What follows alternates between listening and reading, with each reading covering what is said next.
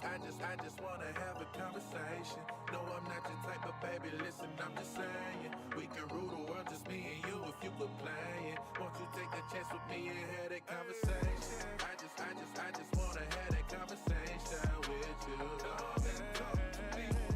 I just wanna have that conversation with you. Look, see, we vibing and you know it's true. Baby, what it do? Do for me and I'ma do for you, no doubt about it. Boosie, I'm a Midwest king, looking for myself a queen. Ready to chase a dream with a dope self-esteem. You find it in all I know, and that's for real. You get to shaking that ass on the floor, and I see what's real. No disrespect, I just tell it like it is. Do you ever want some kids? What your ultimate goals? Maybe I can help with those. The mo was broke when he made you a blessing. You looking like a whole buffet, and I need some seconds. You say you had promiscuous ways, that was back in the day. I'll be alive, I say I did it, that shit was a phase. So baby, take this journey with me. You can pick the time and place, this nigga isn't picky. Smile on your face, I know the deal. Sign and deliver after seal. I can see it in her eyes, this one right here for real. I just wanna have a conversation. No, I'm not your type of baby, listen, I'm just saying. We can rule the world, just me and you, if you quit playing. Won't you take the chance with me and have that conversation? I just wanna have that conversation with you. Come and talk, yeah. I just wanna have that conversation with you. Lady, you so far ahead of these others, just like a ship on the horizon. Picking up on your vibe, signal stronger than Verizon. All the thoughts that I've been contemplating, ain't no time for faking or debating. You the one, ain't no mistaking. Look, I see your swag different. Always carry yourself like you ready, you know the mission. I had to know you, I'm tempted. I can see why you timid. Hold up now, baby, listen. Just take that dance with me, I can show you that there's a difference. I'm locked in. I throw away my playaways because you pop in. A shooter always shoot a shot. With you by my side, I guarantee we'll reach the top. I put that on God and them, I give you all that I got. So baby, take this journey with me. You can pick the time and place, this nigga isn't picky. Smile on your face, I know the deal. Sign and deliver after seal. I can see it in her eyes, this one right here for real. I just wanna have a conversation. No, I'm not your type of baby, listen, I'm just saying. We can rule the world, just me and you, if you quit playing. Won't you take that chance with me and have that conversation? I just wanna have that conversation with you. Come and talk, yeah. I just wanna have that conversation with you.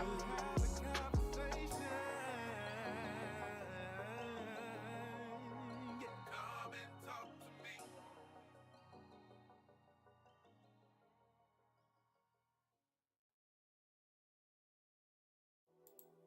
Oh my goodness. Oh my goodness. I'm over here talking about the video game Backbreaker. I don't know if anybody's ever heard of this game before. I'm actually gonna snatch the case right here. Backbreaker. This video game right here. We are not on any topic yet, but we were talking about this before I got in. This video game Backbreaker is interesting. It's not great. It's not like the worst game I've ever played either.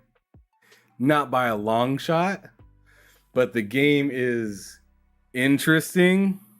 If you're a football fan, gives you some sort of gratification every once in a while, but it feels like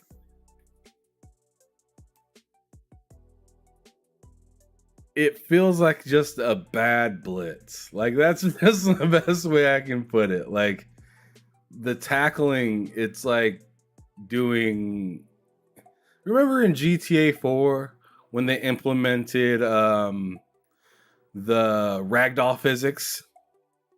See, I didn't play GTA 4. I played GTA 4 Sport. I think that's the one I had. Was it the same? No. Grand Theft Auto, not Gran Turismo. Oh, sorry, my bad. My mind was on Gran Turismo automatically. Pardon me. But yeah, okay, yeah, I'm with you now. So you remember Grand Theft Auto 4 with what's his name? I forget what his name is in the game, but like the big thing in that was the physics and and whatnot, like how they just kind of like you get hit by a car and you flopped around.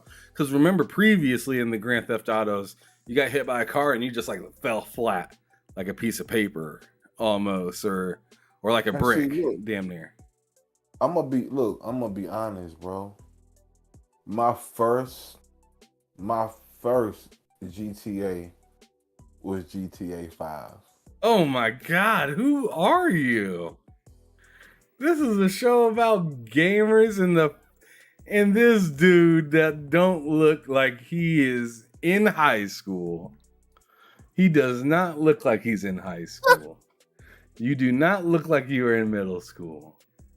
You do not look like you are in school in general, but you're over here saying that the first Grand Theft Auto you played was GTA 5.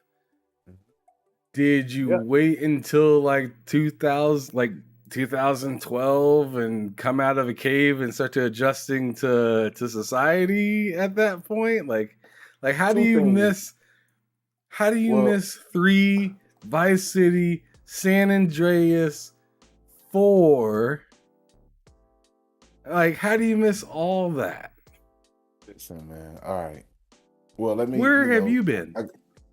I guess I got it. All right. Should I introduce my, the people who I Oh am? my Like, goodness. before I anyways, even get into all that. welcome everybody. Because oh my goodness, we started out this show extra messy this time. Oh my goodness. Welcome everybody to another fantastic episode of Behind Them Sticks with your boy Ham Solo 05 Gaming here with you today on the TSWS Gaming YouTube channel. Thank you so much for being here. Those of you that are watching now and those of you that are tuning in later to check it out, I appreciate you a bunch. But we got my man Big V here today, coming through from the Sky Zone Society. And he started off the show talking about how Grand Theft Auto 5 is the first GTA. Never mind what I was just talking about with Backbreaker and my thoughts and opinions about how this game is. I mean, let's just forget about that. Let's talk about the real issue at hand. Yeah, jump right into it, huh? I mean, let's jump right into it. What the hell have you been doing, man? Like, for real. What the hell have you been up to? All right. When I was younger, I was only into sports games.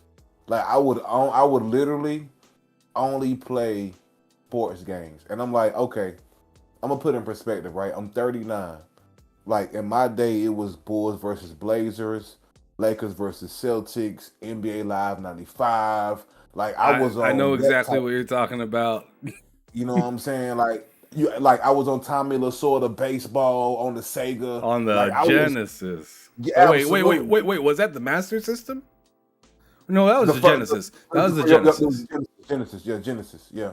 That's what I had it on. And I would only play sports games, bro. And, I played fighting games too. Of course, Mortal Kombat, Street Fighter. But I was just what I would call a surface gamer. I only played surface games such as Madden, whatever the latest basketball game was, and whatever the latest fighting game was, whether it be Street Fighter, Eternal Champions, you know what I mean? Like, I was only on that. So when those games started coming out, I didn't play them, bro. Like, I was still playing fucking Live 2000 whatever, you know what I mean? 2K whatever, Madden whatever. College basketball, college football. Like, I was just a strictly like sports and fighting games guy. I didn't really see what all the hype was about GTA. I mean, first of all, I'm gonna say you're insane. You're insane for that a little bit. You're insane for just sticking to that genre for so long. But to that genre, by the way, right on up until, I'm gonna be honest with you, It was about 2013, 14 when I started expanding my horizon. How the And I'm hell gonna tell you you what.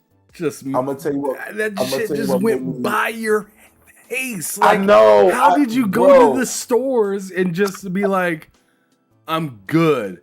Let me grab this new live and just look right by the GTA, look right by the like.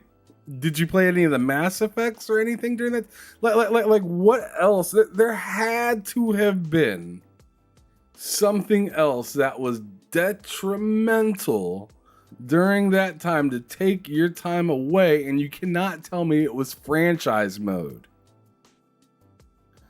You cannot tell me franchise mode doesn't do that. Here's the thing, though. It was the franchise mode because I was so huge on creating my player. Like I was so in depth in it, bro. Like I was so in depth, especially like when the Maddens was coming out, where you could create your guy and then you could transfer him onto the next Madden, man. Or no. When you could take your college player and put him on Madden, man. Yeah, 14. Listen, bro. You couldn't tell me nothing then. I did like fucking 40 seasons on that thing, man. Like I was so like in depth into like, especially on like the college games. I was so in depth into like the trading system, bro. Not the trading system, like not the trading system, but the what is it? The recruiting. Like the recruiting system was so great to me. Like I had like seasons on top of seasons, like where I would like literally like after like the main guys left who you knew were, I would be like still like really in depth and in tune with like who was coming up next to play for my team. Like I was really on it like that, man. Like all right, so we're gonna hit pause on this conversation for a minute and just so we could get the show going, get the show started, because we're not talking about anything right now, really. We're just talking about how you got stuck. Did, man. And all my friends were playing it, bro. Like, and I was just like, man, I'm good on that. I'm on this Madden. I'm on this college football. Bro, I even had Coach K's college basketball, bro. Yes. Like for Super Nintendo. Like I love, like to me that's like a national treasure. Like, well, I mean, they stopped making games. college basketball games like after like GameCube, PlayStation 2, and stuff like that. Like, no more of that stuff. And the college basketball games were pretty dope. I used to actually play college basketball games on 64 a lot. Yes. That's how I actually played a lot of. I played a lot of basketball games on 64. Kobe's like courtside. I used to play that on there.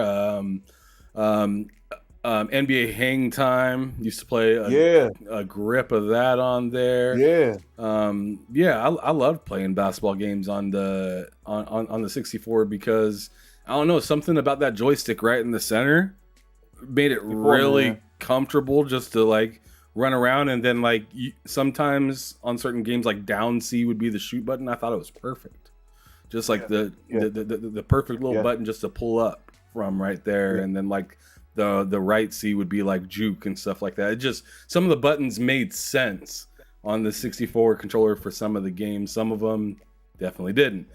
Especially like the football games. Those were kind of tough to throw to people and stuff like that in some of those games. But anyways, yeah, those basketball games on those classic systems were fantastic. But let's get into the first subject, which is actually let me rewind it a little bit more. We haven't even got to like your whole introduction of where people can find you and like what you play on currently. So going ahead and let everybody know that's checking you out right now. Like, what does Big V like to play on? Where can they find you if they want to get a hold of you?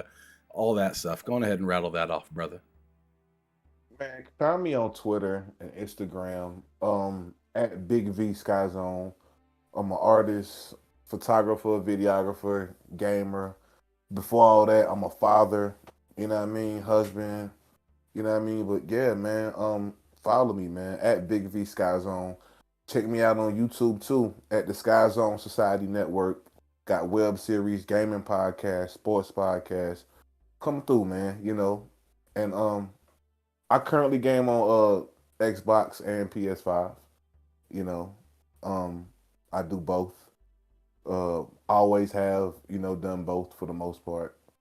Um, yeah, man, I'm lucky to have, 3 next gen systems in the house.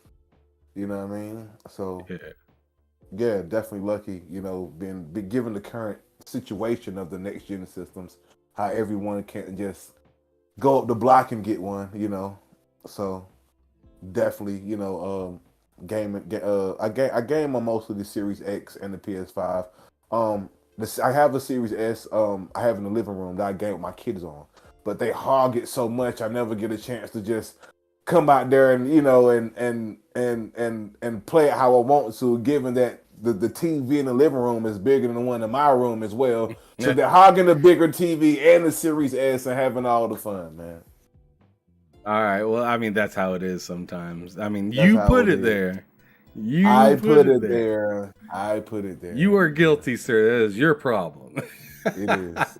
But it's a good problem, right? I mean, Yeah. it's always nice seeing the kiddos enjoy the same stuff that you enjoy. Whether it's the exact same game or not might be different, but Yeah.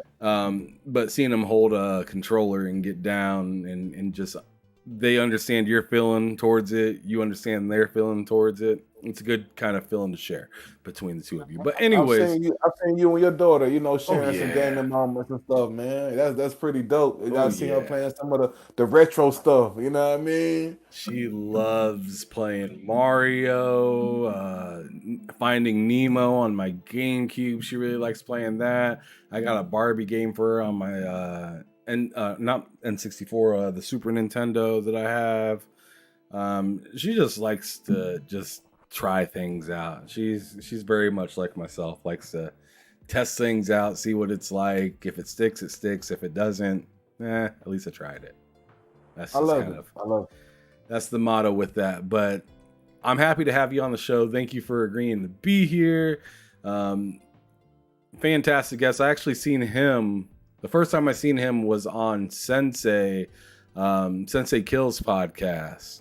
Sensei Shout out to Thoughts. Sensei, man. That's my brother, man. Him and Logic, man. Shout out to them. Yeah, good dudes out there. Good dudes for sure. So I seen you posted up with them, so I figured why not holler at you and see what you're all about here. So the first thing I'm actually going to dig in and figure out about you is the same thing I figure out about everybody when they first come here, and then that is, what is the first console that you've ever had the luxury of keeping around your house? And you told me earlier it was the NES. Is that correct? Yeah, absolutely. Yes. Awesome. So tell me a little bit about that. What was that all about for you? What was some of the games that you played? Just go ahead and let everybody know. The NES, man, when I think about that, I just think about like at least, man, half of my childhood, man. Like, my God, man. I remember getting it for Christmas. I want to say about I think it was the winter of '89. I got it for Christmas. I think so. 88 or 89. I think it was 89 most definitely. Like, I just remember like seeing the box and just being so ecstatic about it, man. And back then when you got the NES, it came with like a cartridge that had Mario Brothers, Duck Hunt on it, and a game called Track and Field. And with Track and Field, you had to have the what they call like a power pad, where you laid it out, and you actually had it was like the Wii before the Wii. You had to like actually like run on the pad and activate your guy on the Nintendo. Like, you actually like running like on the power pad and hitting the actual buttons on the power pad. And like, it would wear you out. Like, it would make you really tired. But that was like really dope. I used to play with my mom with that. You know what I mean? Me and my mom would get down on the Nintendo together, man, and just create memories, man. Absolutely. Fantastic times. But so that was the first console ever. Yeah. I'm guessing that introduced you to gaming. I'm sure you heard of or been around like arcades and whatnot, but like home gaming experiences, that was the first console to do it for you. Absolutely, man. And from there, I had a Game Boy shortly after that too. I had Okay. the handheld, the black like the green screen one with the very first one Mm-hmm. that only came in like ivory or gray Yeah, or yeah, yeah, whatever yeah. Like the color it was gray one with the purple buttons. with the purple buttons. You know what I mean? Yep. Tetris. You know what I mean? All that. Yeah, yeah. I was a handheld guy for a minute too. All right. So all Nintendo so far. All Nintendo so far, man. Based I on was pro Nintendo, man. I was for Nintendo for sure. but pause. Based on what you had told me not that long ago. Something happened. I want to know what struck first. The Super Nintendo or the Genesis? Which one happened first? It was the Super Nintendo first, Mm-hmm. and here's why. It was more. It was more affordable for moms to get. You know what I mean? The Genesis was. It was a couple more dollars here, than the Super Nintendo was at that moment, and I wanted a Sega so bad though. Like I settled for the Super Nintendo. I wanted a Sega so bad just because of it was almost like the fight of the early Xbox and the PlayStation. PlayStation got the better games. Oh my god, it was that for me. Like, oh my god, like Sega just had. I mean, they had, and then they didn't have the blood on Super Nintendo with fucking Mortal Kombat 2. That was the other thing that was bad about it. Like I'm watching all my friends put in the blood code ABACABB. You know what I'm Get saying? over here. Come I know on, you exactly what already you're know. talking about. Yeah, man. Yeah, and you can tell that. Look, it's so embedded in my mind to this day. We talking 40 years later, type. You know what I'm saying? And I'm still Yep, that sprouting gray off. screen with the Come blood going down on, it. oh my god, I already man! know what Look, you're talking about. when A B I A C A B come B. Get over on, here. And come on, right when you had that to do it screen, quick. that Konami screen came on or whatever it was, you had to hit I it think it real was quick. Acclaim. Acclaim, pardon me, Acclaim. You had to put in the code, and you heard the "get over here" sound. I used to go to my friend's crib and see them do that, and be like, "Man, I gotta get a Genesis." But mom's like, nah, it's too high, and we just single moms wasn't getting it back then. Then I would have to go back to my crib after the sleepover and go back to the no blood Super Nintendo. You know what I'm saying? Which was terrible after you just Go left to your the man's soft crib. combat. Oh my god! Matter of fact, I don't even think they might like it was like an area on Mortal Kombat called the Pit. I don't even think they might even not had the Pit on the Super Nintendo version. When you knocked them Uppercut. out, he fell. Yeah, he fell like floors down into like some fucking sticky stuff or like spikes or whatever. Yeah, I those don't are even think spikes. they had that on the Super Nintendo. It was a board they didn't have on the Super Nintendo. But yeah, man, the Sega, man, I wanted the Sega so bad. But I found gems in the Super Nintendo. You couldn't tell me anything about Mario 3 when that Super Nintendo hit. Pardon me, not Mario 3. The one with what's the one where he got the tail? Was that 3? Yeah, that's 3. Where you could do the spin around and run and yeah, because 3 had they had like the gold line things that you ran through. It might not have been 3 on Super Nintendo. I think it was the one with Yoshi.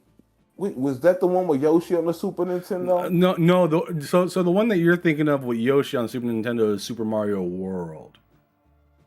That's the one where you get like that like gopher like outfit and oh my god, the bro, swimming shit and whatnot. bro, Yeah. you could not tell me nothing about that game, but I played that for hours. I mean, I'm talking about you got to understand it wasn't any memory cards back then, so we leaving the game on pause the whole entire night. You know what I mean? Waking up in the morning hoping it's still up, hoping it didn't black out. You know what I mean? Like you didn't let it save on because the Super Mario had the battery on it where it allow you to make certain saves, certain ones, but But like if you were in the middle of a level that was tough at all and you had to go, because I know what you're talking about right That's now. what I mean. That's what you had to yeah. go. Mama's like, you got to go to bed now. And Yeah. so you threw like a blanket or something over the Super Nintendo, make it look like it turned off. You turn off that TV. You even maybe unplug the audio and video. Yeah. So if they go to check to see if the game's still on, they just turn on the TV and ain't nothing there. Ain't nothing in there. ain't nothing there. You had, because that's what it was, man. If you cut that game off in the middle of that level, you had to start over, man. Like especially if you didn't get to like the specific save point. Right. Like if you didn't get back to that specific save point, you had to start over. Same with the Nintendo too, and even with the Genesis, you had to, you didn't have any memory cards, you had to either leave it on the whole night, or just cut it off. It was tough. I was so thankful when memory cards came out for PlayStation. Okay, so you ran through that through the Super Nintendo. What you mentioned some key games, but I want you to mention some of the sports games because you said that you were big into sports during that time. So obviously, before the transition to Sega, you must have been running amok on sports games on the Super Nintendo. So you already had mentioned Coach K, which was a basketball game on there. What were some other key sports games on the like let me put it this way. Did you play Bill Lambier's basketball on the Super Nintendo? I used to rent that from Blockbuster. Okay. I'm showing my age right now. Fuck it, you know what I mean? Yeah, I mean Blockbuster, Hollywood Video, audio visual. I get it. Yeah, man. Like I used to rent that. I played that sometime for a couple of days, and I used to rent it from Blockbuster. Again, Bulls versus Blazers was one of my go-tos. Was that on Super Nintendo? Pardon me. That was a Sega joint. I had that. It was a Sega joint. When I had the Super Nintendo, I was more the NBA Jam. Pardon me. That was really my go-to on Super Nintendo. Okay. NBA Jam, like I remember getting that for my birthday and just freaking out, man. NBA Jam, of course, the Madden. For me, what really stuck to me was. Pause. Did they have Bill Walsh on the Super Nintendo? I played Bill Walsh on Sega. That's what I played. Bill Walsh. I knew that. Yeah, that's man. See, that's the thing. When I used to go to my friend's house, they had all this stuff, and I used to specifically just want to spend the night at their crib because they had the Sega. And that's when I would get into the Bill Walsh and I'm like, man. He said, "Let me, hey, man, let me cop a sleeping bag, bro. Let me get a sleeping bag. Like I'm trying to kick it here, bro.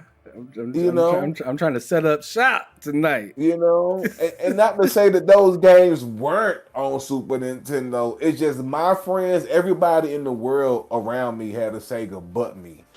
I got my Sega like extra late. But as far as like the Super Nintendo like sports games, for me it was really my main one that I loved to death.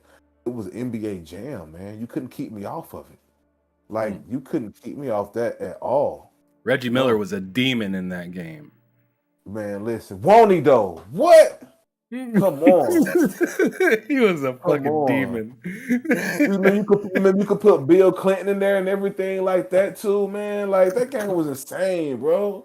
Man. I forgot about Bill. I forgot all about Bill. He had no business in that game. No business in that game. No business in that game. Oh man. Yeah. Back in that time, like Williamson, Midway, and Acclaim were on some other shit. Fire. They were on some other shit. Back then, that was dope. On the Sega, I used to play the Joe Montana football, man. Oh my god. Okay, bro. so let's go on ahead and transition to Sega because this is the topic That got me hungry. I'm ready to eat. I'm ready to do something. I'm ready to fuck shit up. So let's go. Sega talk now. So Sega Genesis drops in your home. What's the first joint you put up in that system? Joe Montana, Sports Talk. That's the first joint I put in. Well, no, let me take that back. Sonic. What am I talking about? Sonic, of course. Sonic.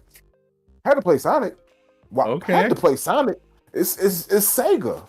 You have to play Sonic first, in my opinion. When you get the Sega, you have to. It's it was the marquee game, in my opinion, for Sega.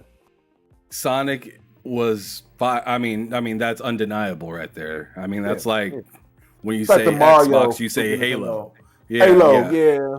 I mean it's just like that with that. But let me dig a little deep real quick.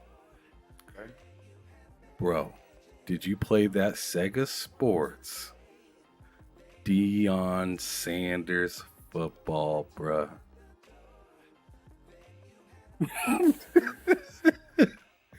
How about that ESPN Sunday Night Football with Chris Berman, bruh? Bro, you get me excited. Troy Aikman football, bruh. Stop it. Don't even get me started on that. Don't even get me talking about quarterback club either. I ain't even gonna get on quarterback club. We ain't even gonna do none of that. Yo, that Deion Sanders.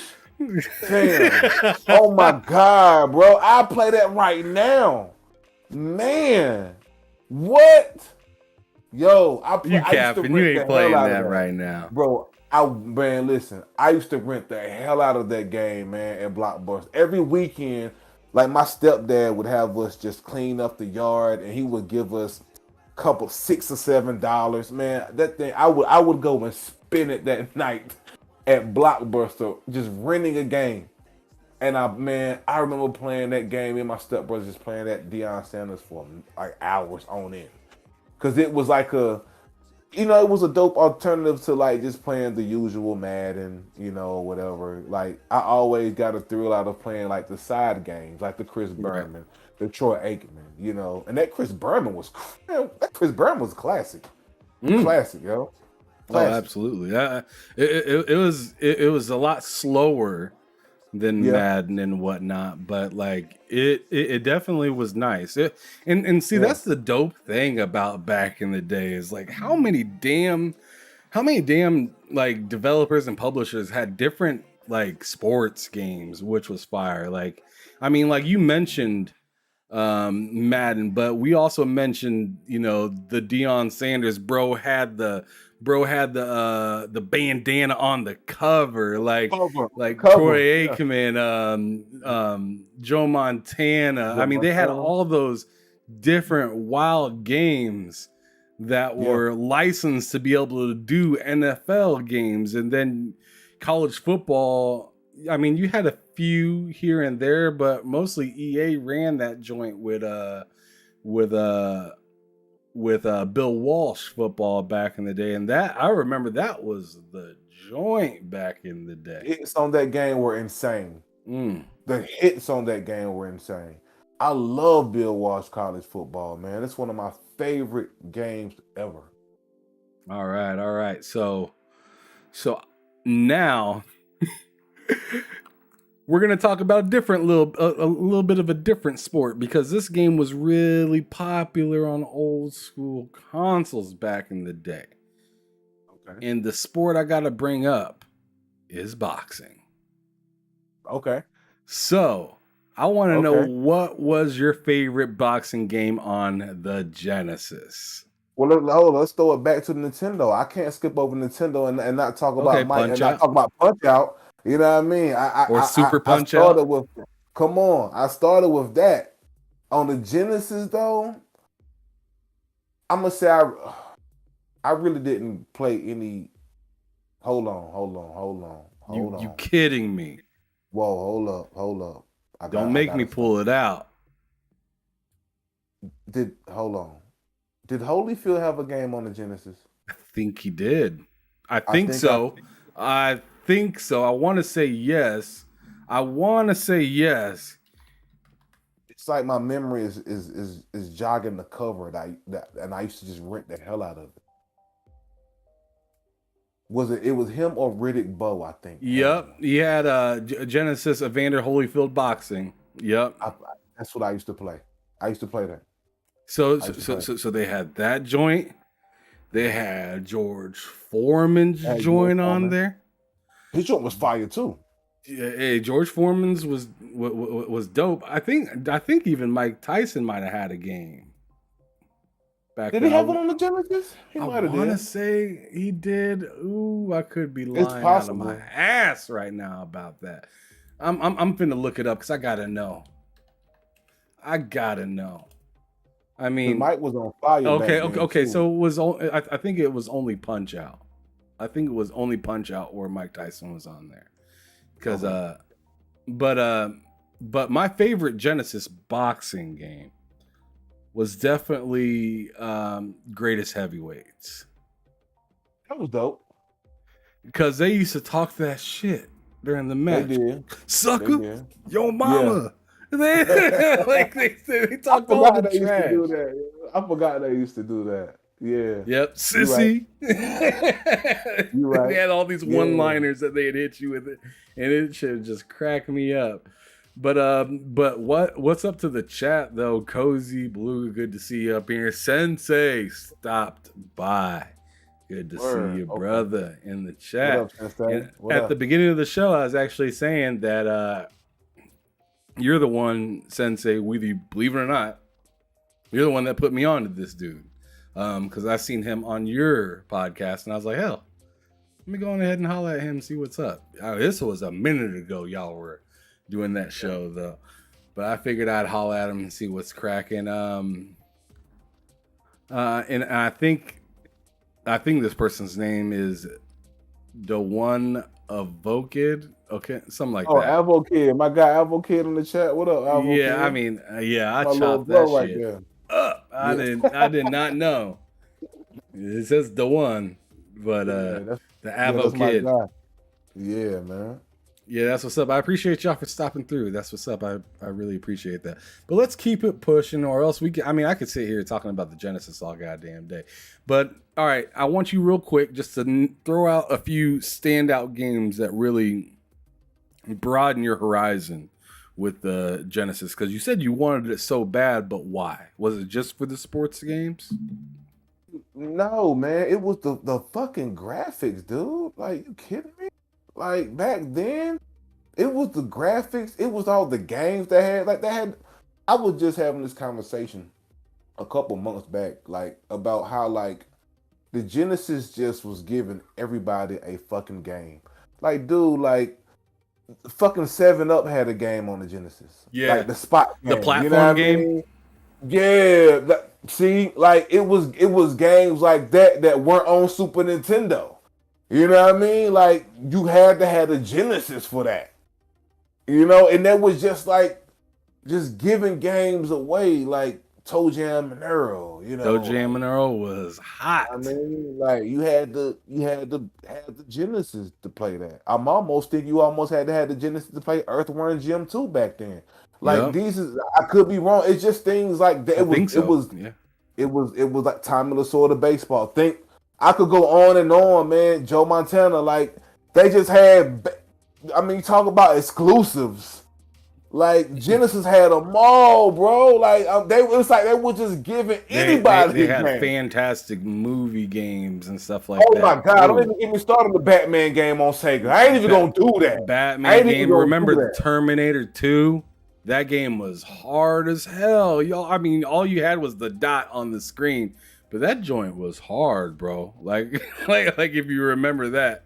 But I mean, yeah, they had all kinds of movie games. Hell, they had a Mickey Mouse platform game. They had a Ghostbusters game.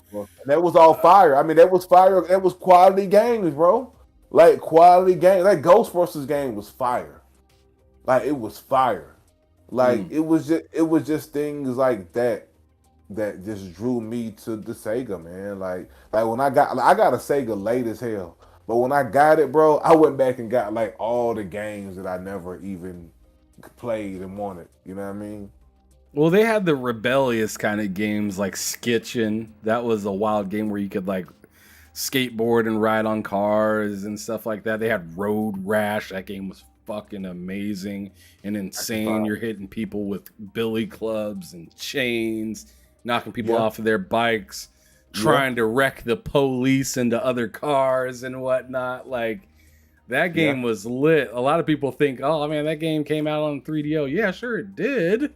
It did come out on the 3DO, but it was on the Genesis. It was on the Genesis. Yeah. It was on the Genesis, son. So like that shit was fantastic. I love that. I love that game. I love the Genesis, but man, we gotta keep it moving because we'll just sit here. I could talk about the Genesis all goddamn day. Sure. I love my whole thing that I got right here with this Genesis 32 Sega CD. I got the whole shebang right here, and it all works. It all works. That's the thing about Sega. Like we could just talk about how they just took over everything, like 16-bit, 32-bit, Sega CD, Sega whatever. Like they just kept dropping. While Nintendo was just like, damn, what we gonna do, yo? I mean, we just gonna make a Game Boy in a different color. But Sega also ran themselves into a wall. So they did. So it did. So it's probably good that Nintendo didn't move as quick as Sega did. Hey man. Hey, listen. Hey, look. You know, people. Hey, you know that you sleep on the tortoise and people root for the rabbit. You know, that's what happens. That's what happens, man. Because look who's still standing tall. Nintendo. Not no knock on Sega. I know Sega's still out here, but you don't have a Sega console. Nah, you got a Nintendo console. But I'd go on record right here in saying that Sega is the reason we have so much innovation in gaming. So many people willing to take risks and stuff like that. I feel like people are probably more or less looking at the budget differently than Sega did, because Sega was just throwing shit out there hoping something would stick to the wall, trying to catch up and destroy Nintendo, which just never ended up happening. But the thing that Sega did do that caught a lot of people's eyes is like the way that they would. I mean, I feel like Xbox took on what Sega left over. Like, we're always gonna make sure to have this, that, and a third in our console. Where Sony, yes, they're fantastic with their video games, but sometimes they're stagnant a little bit on some of the innovation. Like not so much with hardware. Hardware, they're great. I mean, their new controller is fantastic. The console looks a little weird, but I can rock with it. And then their hardware can't be denied, in my opinion. But the thing is like, what can it all do? What can it all like work with? And I feel like Xbox reminds me a lot of Sega in that aspect, to where Sega had all these things that plugged together and worked conjointly as like a family. And Xbox, they came out with their main system, ended up having what felt like infinite amount of memory in it back in those times with the OG Xbox. And then you could put your music on it. And then with the 360, you could do all this different stuff with it, plugging in external hard drives. I mean, you could do that with the PS3, sure, but I felt like all the way up to the 360 point. Oh, actually, even with the Xbox One, I mean, look at what they tried to do with Snap. I mean, the Snap feature with the Xbox One was phenomenal, where you could be watching TV and playing your video game at the same time. There's just something that just kind of reminds me of Sega a lot with Xbox. And it's always kind of like fighting, even though Microsoft is technically the big man on campus, right? Because they got they got the pockets, right? But I don't know, in this day and age, Xbox reminds me a lot of Sega, where Sony reminds me a lot of Nintendo, where Sony just is gonna stick to their guns, while Xbox is figuring out different ways to appeal to you. Well, you got to think too, in my opinion. I mean, you got to just go back to the foundation of Xbox is Microsoft, which is a computer company. They already have that in their back pocket to be more innovative than Sony, in my opinion. Sony isn't known for computers and computer hardware like Microsoft. Microsoft has that. They have that tenure. You know what I mean? They're used to the hardware, but not the software side. Yeah, that's really what I mean. You know, Gotcha. And that's what gives Xbox the upper hand when it comes to, in my opinion, just being more innovative and attaching their brand to certain things like a TV, you know, or where you can play it. There was like one of the first gaming systems that you could play anywhere. You know, I know Sony had a Vita and handheld stuff like that. I'm just speaking on like a console standpoint. Like they were one of the first people that you could play on the go. Like, and also like you said with the Snap thing, they were more innovative than that. And I think it always has something to do with just the foundation of just Microsoft and what they are already known for. And I think and see, this is what I always say, right? I always wonder why, and it could happen one day, and this idea could be fire. And I always talk to my homeboys about this. Like I always wonder why like Apple hasn't made a gaming system. I think if Apple made a gaming system, it's game over. And I think that only because of their foundation of what they know software wise. Like could be. Can you imagine the games that Apple could come out with and the people they could sign? Like it could be on a whole other level. I mean, when you buy a PS5, it has. I mean, and I say that and I'm basing it off Microsoft because of their foundation. You know what I mean? So if Apple, in my opinion, wanted to just take over how they taken over them everything, I mean, they've took over like with me, right? I was like, and this is no knock on Samsung or nothing, but I was Samsung all day, and I couldn't figure out like why people were just so crazy over iPhone and Apple products until I got one. I got one, and I understand why, and I get it, and it's like a convenience thing.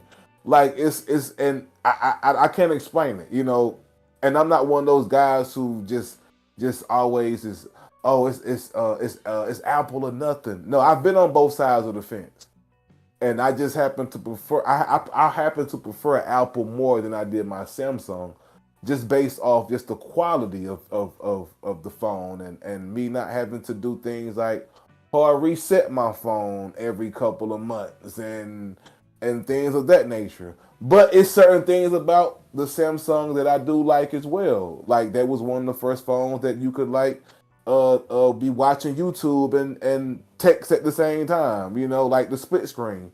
And somehow along Apple still ain't mastered the split screen in 2022. But that's neither here nor there. That's wild. I didn't know that they still don't have that. They haven't. Not Samsung has mastered it.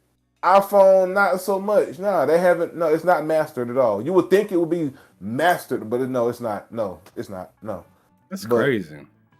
I just think Microsoft, the foundation of them allows them to be ahead of the game in the software department in just so many different ways, like the cloud gaming and stuff like that.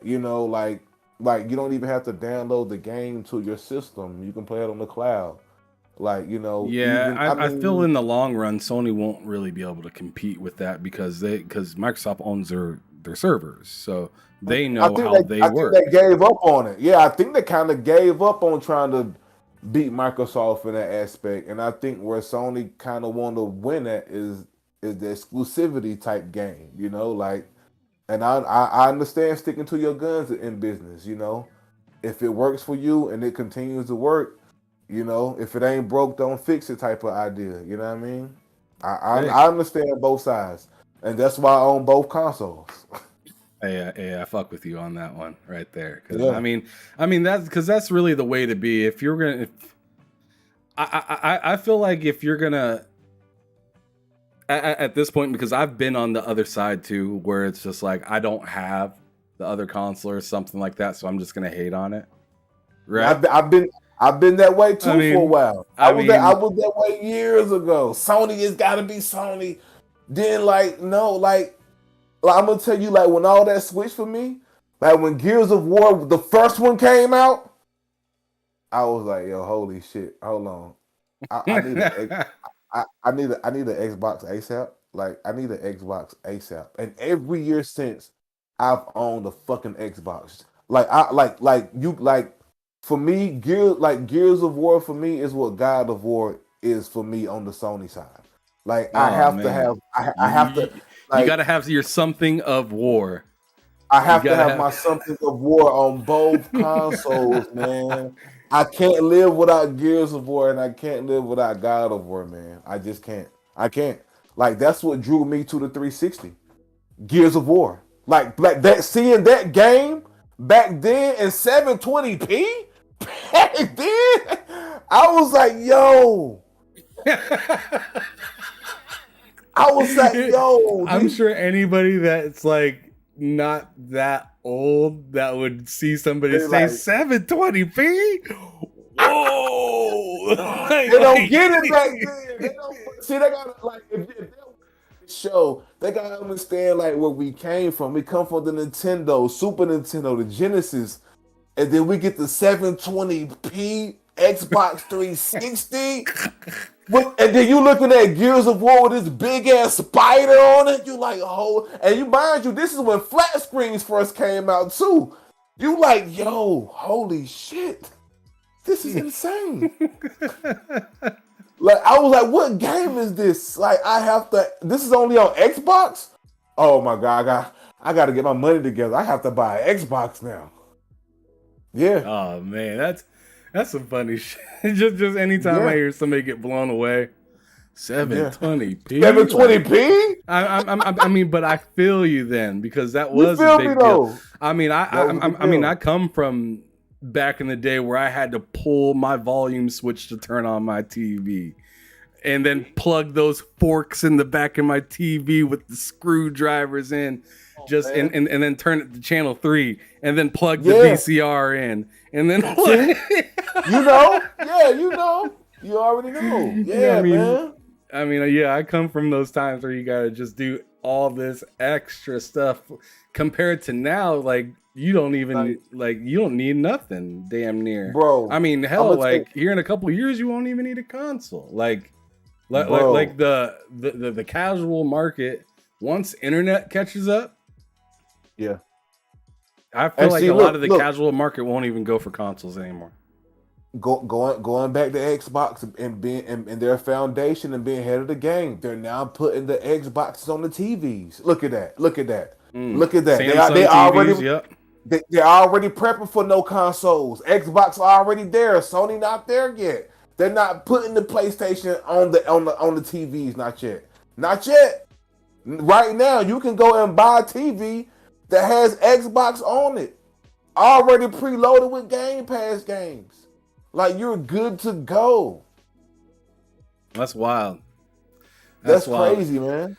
I wonder what the excuse will be for PlayStation if they decide not to do that. I wonder if they'll come out with something saying like we don't want to diminish the quality of the game, so we're not gonna do anything for like cloud gaming for newer titles or something like that. Or I wonder if they're going to double down and actually try to, I mean, I'm not sure if they can compete exactly against like Game Pass on there, but still have the availability of it. Say like if you own a console and like you have a console and it's tied to your PlayStation Plus account on your phone, you can like log in and play whatever games based off of that. I think they're gonna figure out something eventually, but I don't know. PlayStation, they seem to follow in some areas. They definitely lead in a few other areas, but there's always that massive question mark over Sony. Like what the hell are these masterminds back there thinking and doing, and what the hell is going to be the next step? They're really good. Like the one thing I have to give them props for, which is also an annoyance at the same time, is they move so methodically and smoothly that it's irritating. But at the same time, it's extremely interesting because it's just like every move they have is calculated. They don't just blurt shit out. And when they do, they aren't scared to erase it. They will erase it. When they notice, oh shit, we did that. Oh crap, get that out of there. you know what? You're right. And see, I had, and see, this is why I tell my friends, like I have friends that are just. What's up, King Brahma?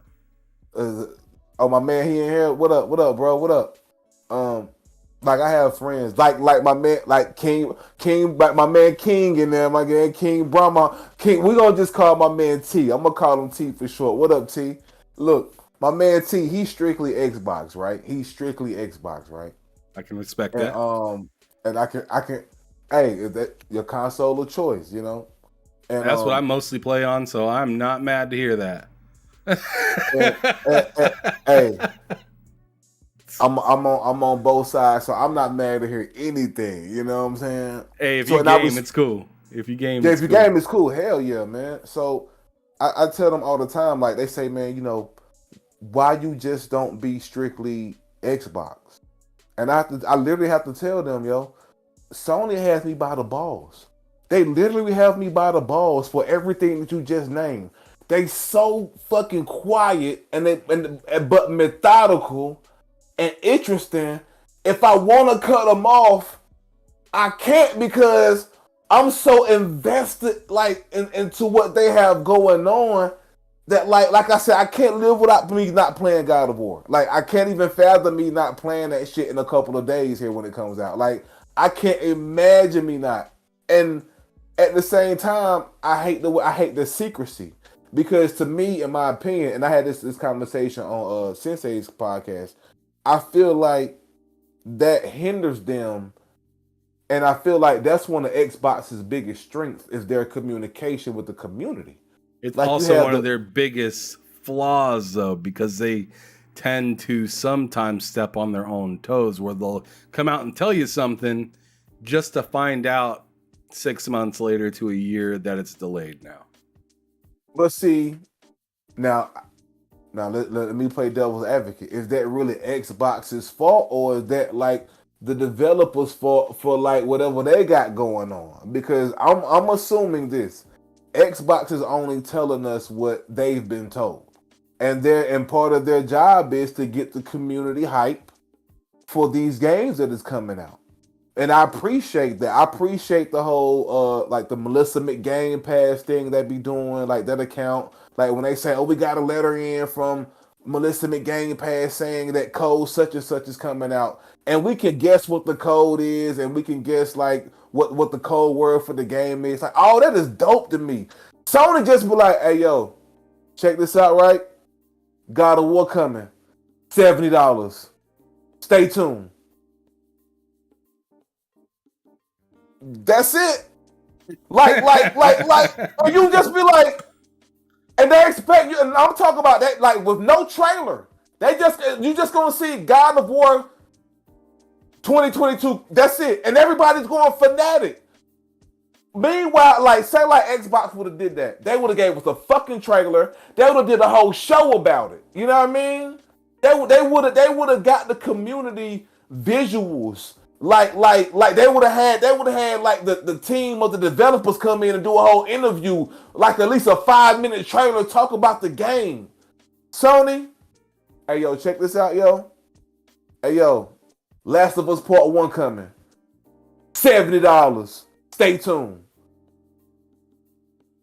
And the community going crazy, like yo, like that, like Sony, they don't be vocal about when they gonna give us a show. They just pop up and say, hey, yo, we doing a show on Wednesday. Come through YouTube. And it'll be Tuesday when they do that. You see what I'm saying? Like, I don't be like, to me, that's one, and I love Sony, but I hate that about them. I hate the secrecy. I hate the nonchalantness with the community. Like when it comes to the community and the communication with the community, I love how Xbox does that shit. I love how Phil Spencer always tweeting about games. I love that shit. What up, Phil? You know what I mean? Like I love that. But you don't see Jim Ryan tweeting about games and how he just beat Sifu or whatever. You know what I mean? He don't be tweeting about shit about business. If he tweet at all. You know what I'm saying? Like I get most of my PlayStation information from the PlayStation account. I don't get it from the mouth of Jim Ryan.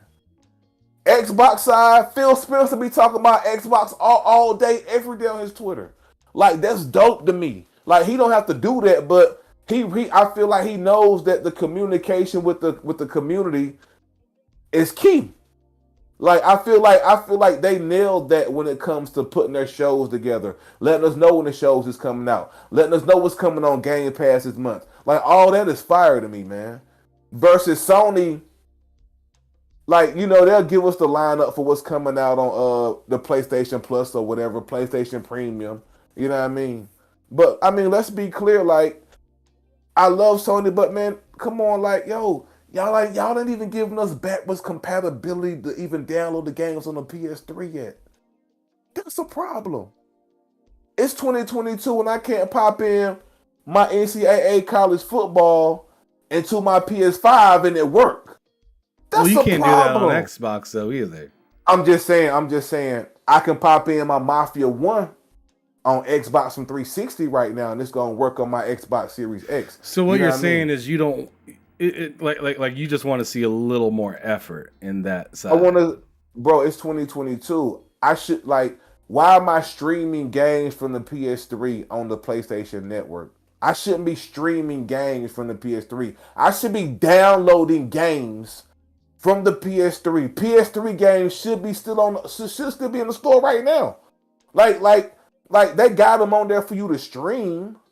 But come on, bro. Like nobody don't want to stream a game like all the time. You want to be able to like to download and have it. Because if like with streaming, if they take it away, you can't play it no more. Right? Like I at least would like the option. Like with Xbox, if the game is on Game Pass, they also give you the option to purchase the game. That's dope. You know what I mean? That's dope. And then if the streaming goes away for that game that you decided to purchase, you can still play that game on your phone from another place through remote play. Mm-hmm. So if I'm sitting here playing Persona off of Game Pass, mm-hmm.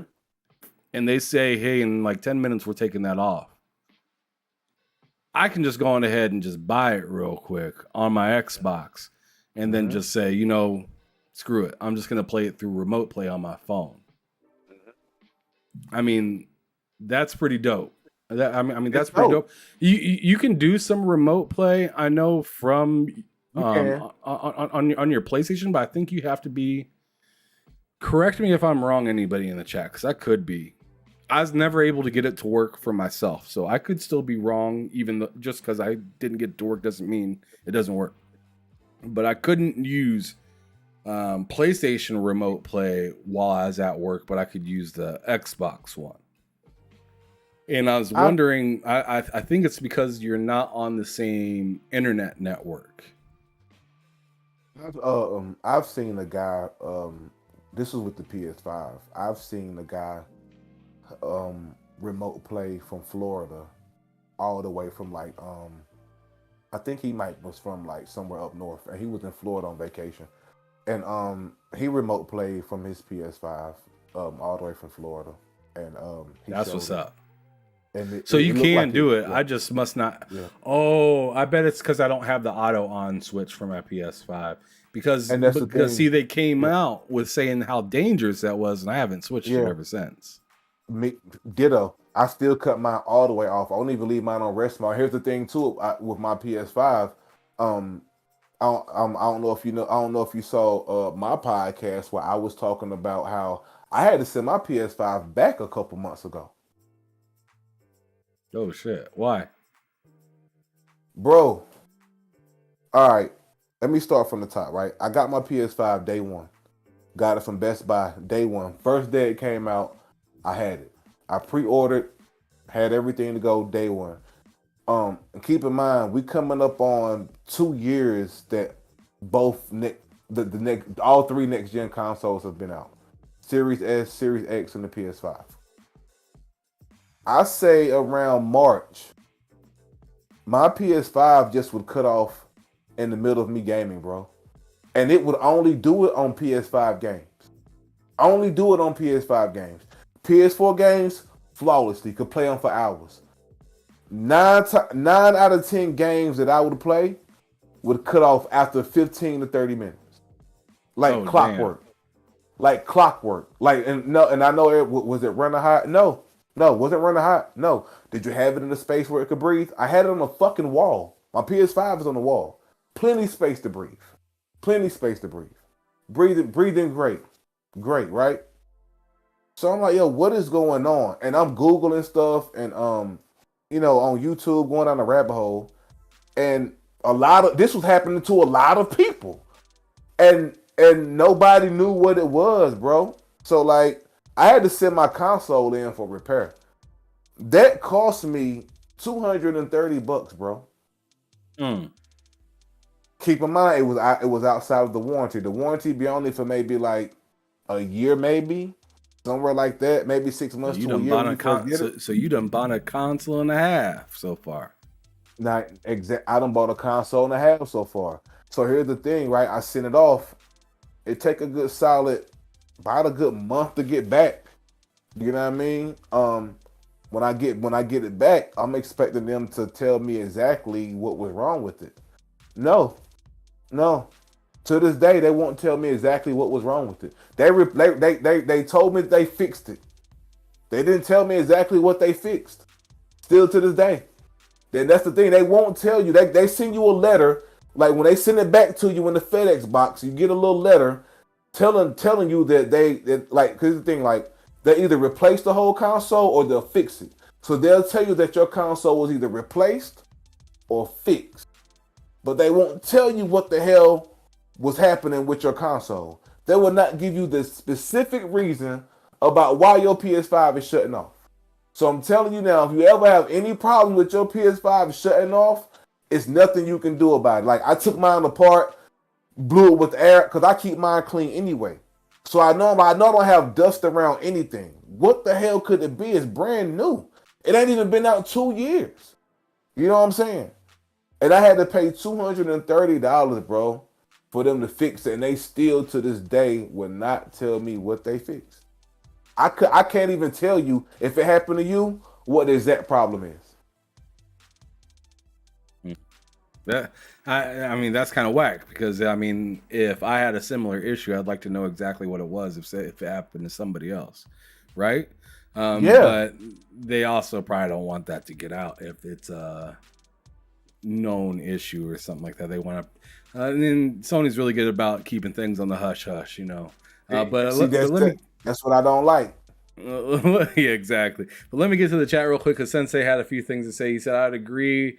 And he was talking about what we were talking about earlier. He said, I'd agree about, but Redfall new trailer came out and no promo from Xbox kills me. Sensei said that. And then he also said, PlayStation knows their community, and that community knows they are getting a straight banger. And that's all that the community needs to know. Xbox has to get better at marketing first-party titles. Xbox is finally updating the wish list, where it'll tell you if a game you wish listed goes on sale and notifies you. Sony does this very well. And I agree with him. Sony does do that well. You know what I mean? He do got some good points about that. With the Redfall trailer though, that is one of the few games that I would say that they didn't do a whole lot of rollout or marketing on. And maybe I would disagree with that, because I feel like what was it called during QuakeCon? They did they did like a whole talk of that game. They showed the game off at the Xbox showcase. They just dropped a couple trailers about it now. It really feels like it's going to be coming out sometime early next year. I feel like that's a lot more promotion than what you were talking about with like God of War, where it was just one like we thought we were getting a whole state of play possibly for God of War, but it ended up just being the tail end of a state of play. So like I see what you're saying, like they give you a little bit and then they'll give you the whole damn thing, like and say you'll make up your decision on it. And like as many But PlayStation fans know, they always hit the spot. Yeah, they do.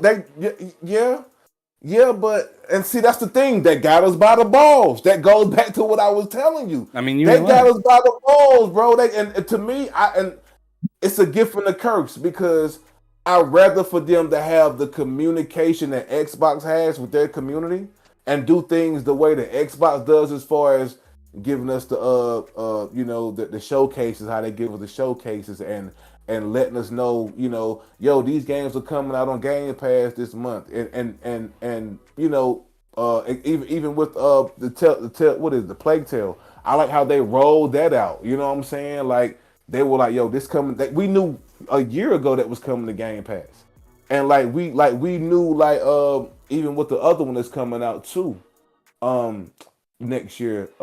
Liza P. Not that. What is the game that I fucking love, man? I can't remember the name of it. Forza Motorsport. No, not that. It's like a single player. It's like a sequel too.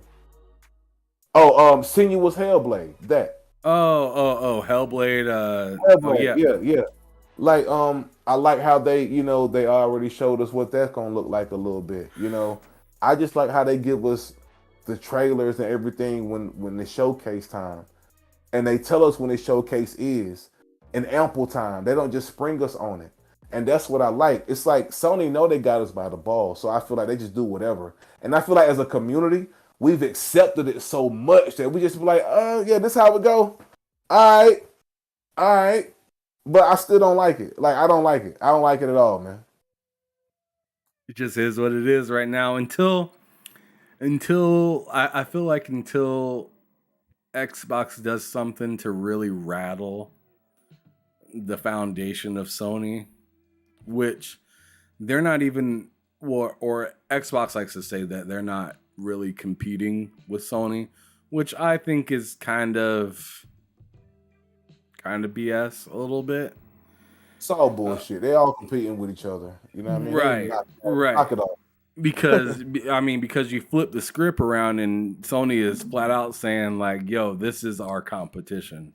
Xbox is our competition and we're beating our competition. And then the Xbox says, oh, we're in third place and we're trying to do things differently. They're not even our competition anymore. I feel like that's some BS. I feel like, no, that's really your competition. You just don't want to tell them how close or far away from them that you are, but you just want them to know that you're in the building, but they don't need to know where in the building. That's why you see Xbox like holding back on a lot of their financials and stuff like that, because we don't know. Like a lot of us think, Game Pass is killing it. It could possibly not be. We all think that, streaming isn't that big of a deal. That could be wrong too. It could be huge, and these numbers could be rising like crazy. But in that aspect, that's where Sony's more open and Xbox is more closed.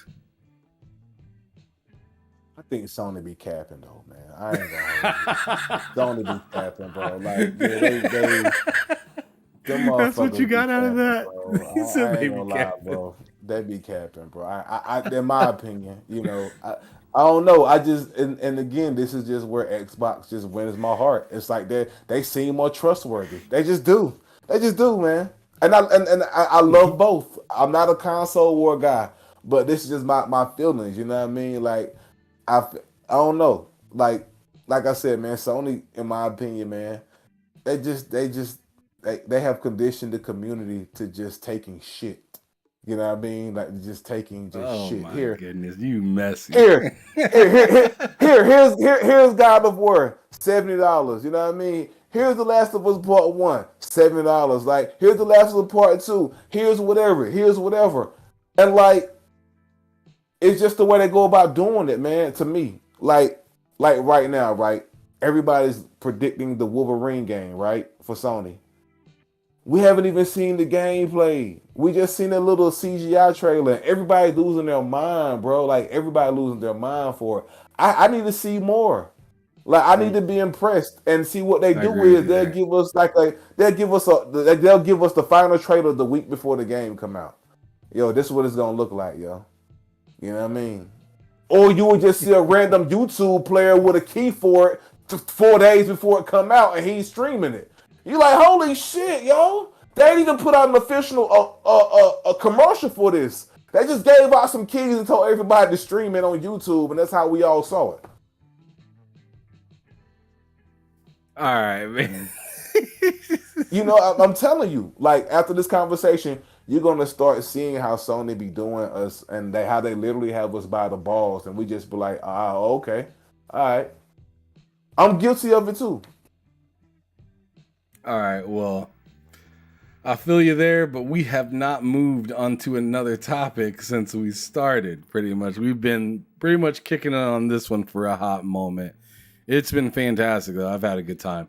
Now, so let's move on a little bit more. I want to know, like, what got you into, like, content creating and stuff like that, because you do a lot of different things. You talk about gaming, you talk about sports, you make music, you do reactions to certain things.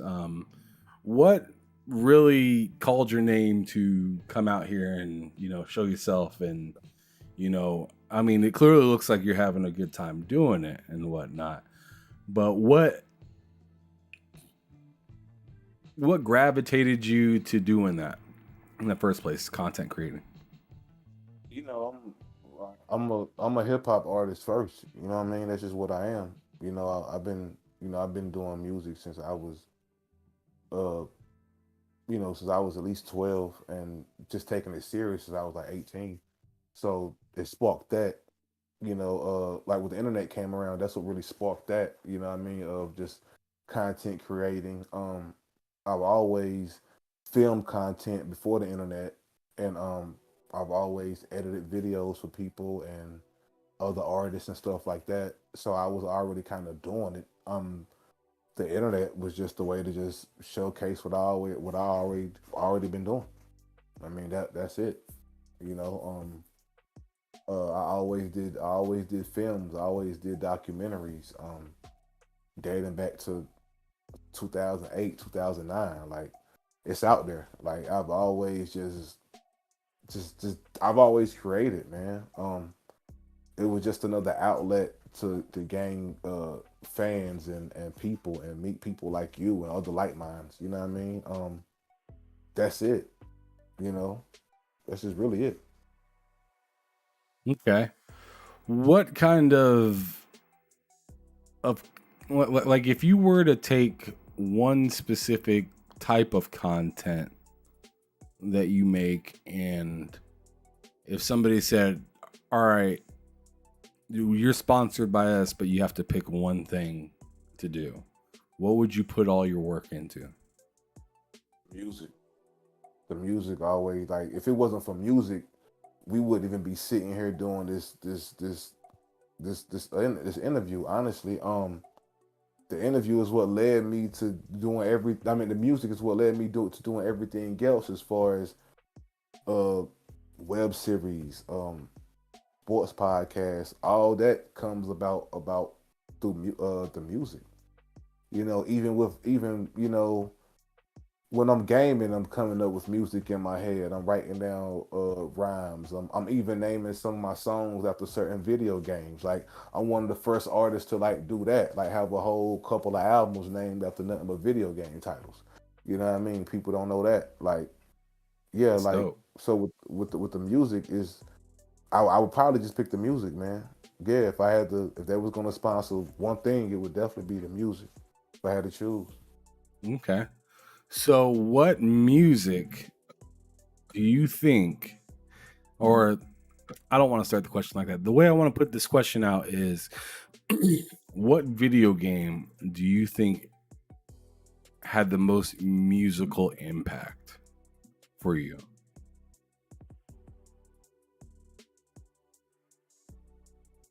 Man, And this can be put any type of way for you. So what I mean by that is my musical impact for me wasn't a video game's music, but it was me being able to hear my own music that I personally like in a video game. So where video games transitioned me music wise was when I was able to walk or I was able to do a mini game of Fusion Frenzy on the original Xbox, doing the mini game where you run and duck and run and duck and or jump and duck. I forgot what it was called. Twisted System is what it was called on Fusion Frenzy.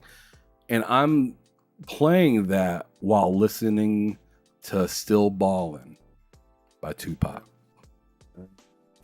That kind of shit changed my life. Walking around Desert Storm on Conflict, listening to I don't even know what, just Lil Wayne, Fireman. Back in so it can be music from a video game. It can be your implementation of music within a game. So like I want to hear it from you, Big V. Like what was like one of the biggest musical changes for you in a video game? Man, that's a great question, bro.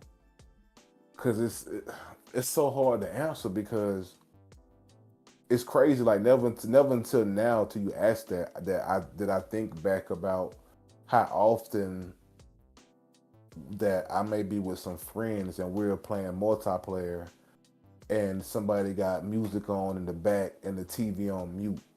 You know what I'm saying? Because certain games you don't really have to listen to know what's going on. You just got to just play. You can just have the music and just play. Especially if you beat it already.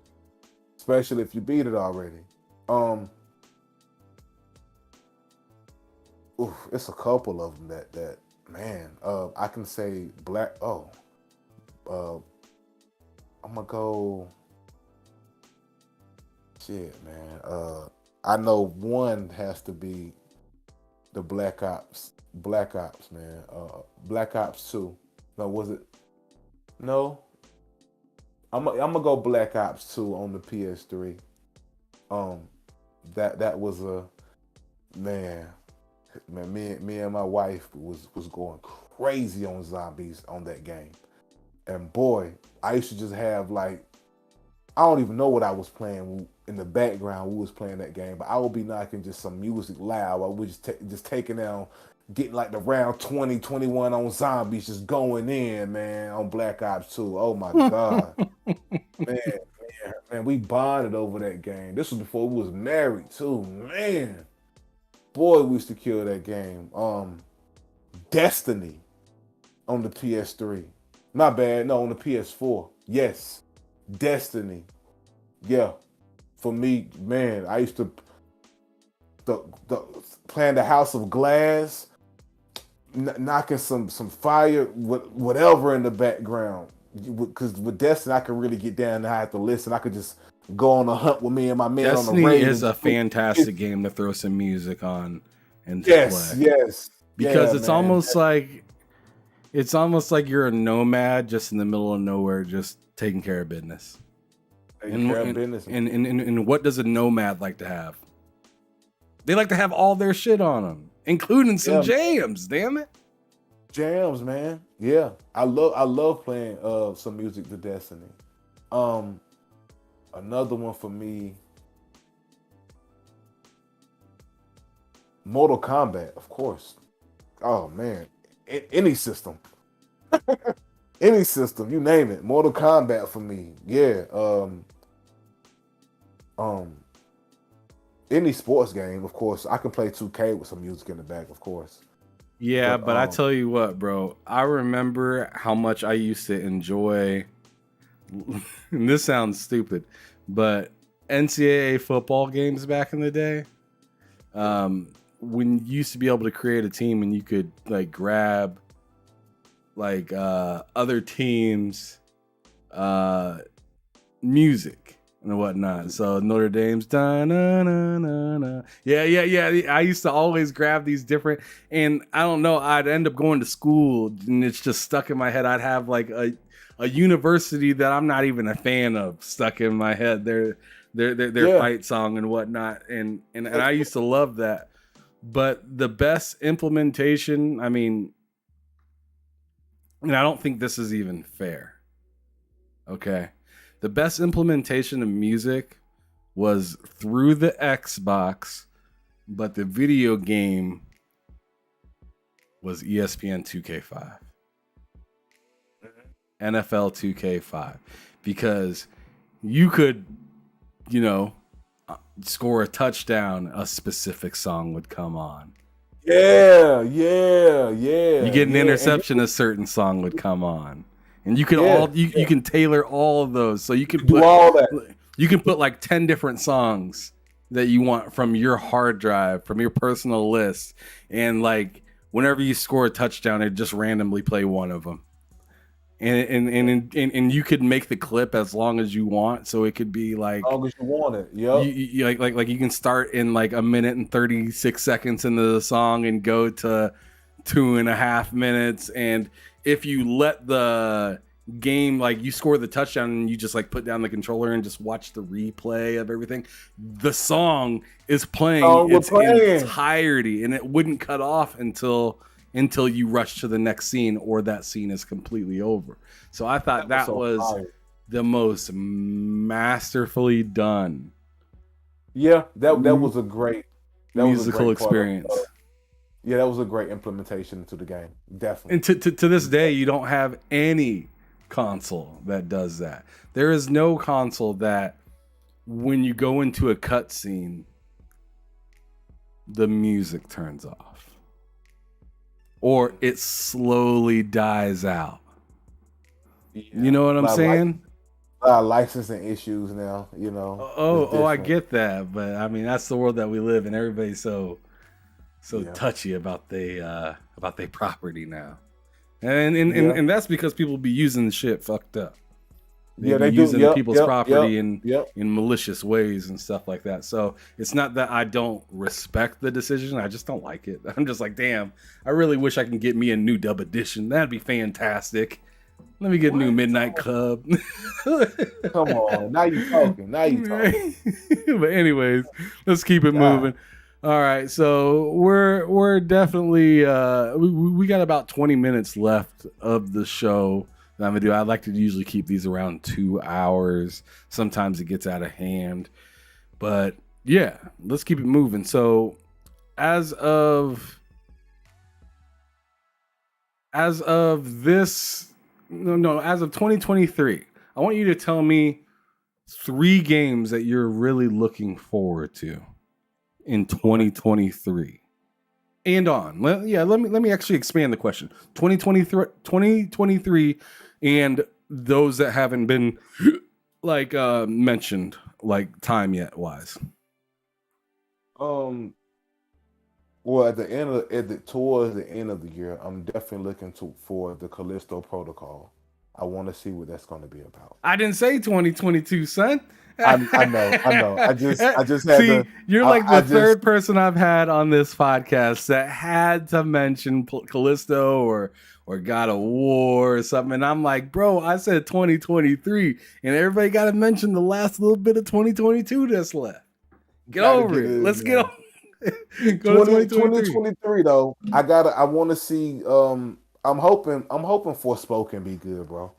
I really hope Forspoken be good. I want to see that. I'm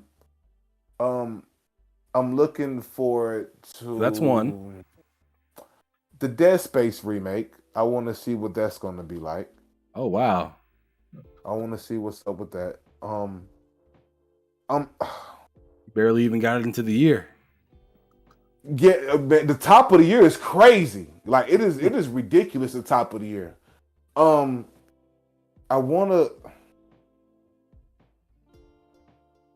wanna know more about Stalker 2. Right? Because it looks fire, but it's not surefire yet. Yeah, it's that. Like, and I got a homeboy who keeps telling me, like, yo, I'm telling you, it's gonna be crazy. But I'm interested.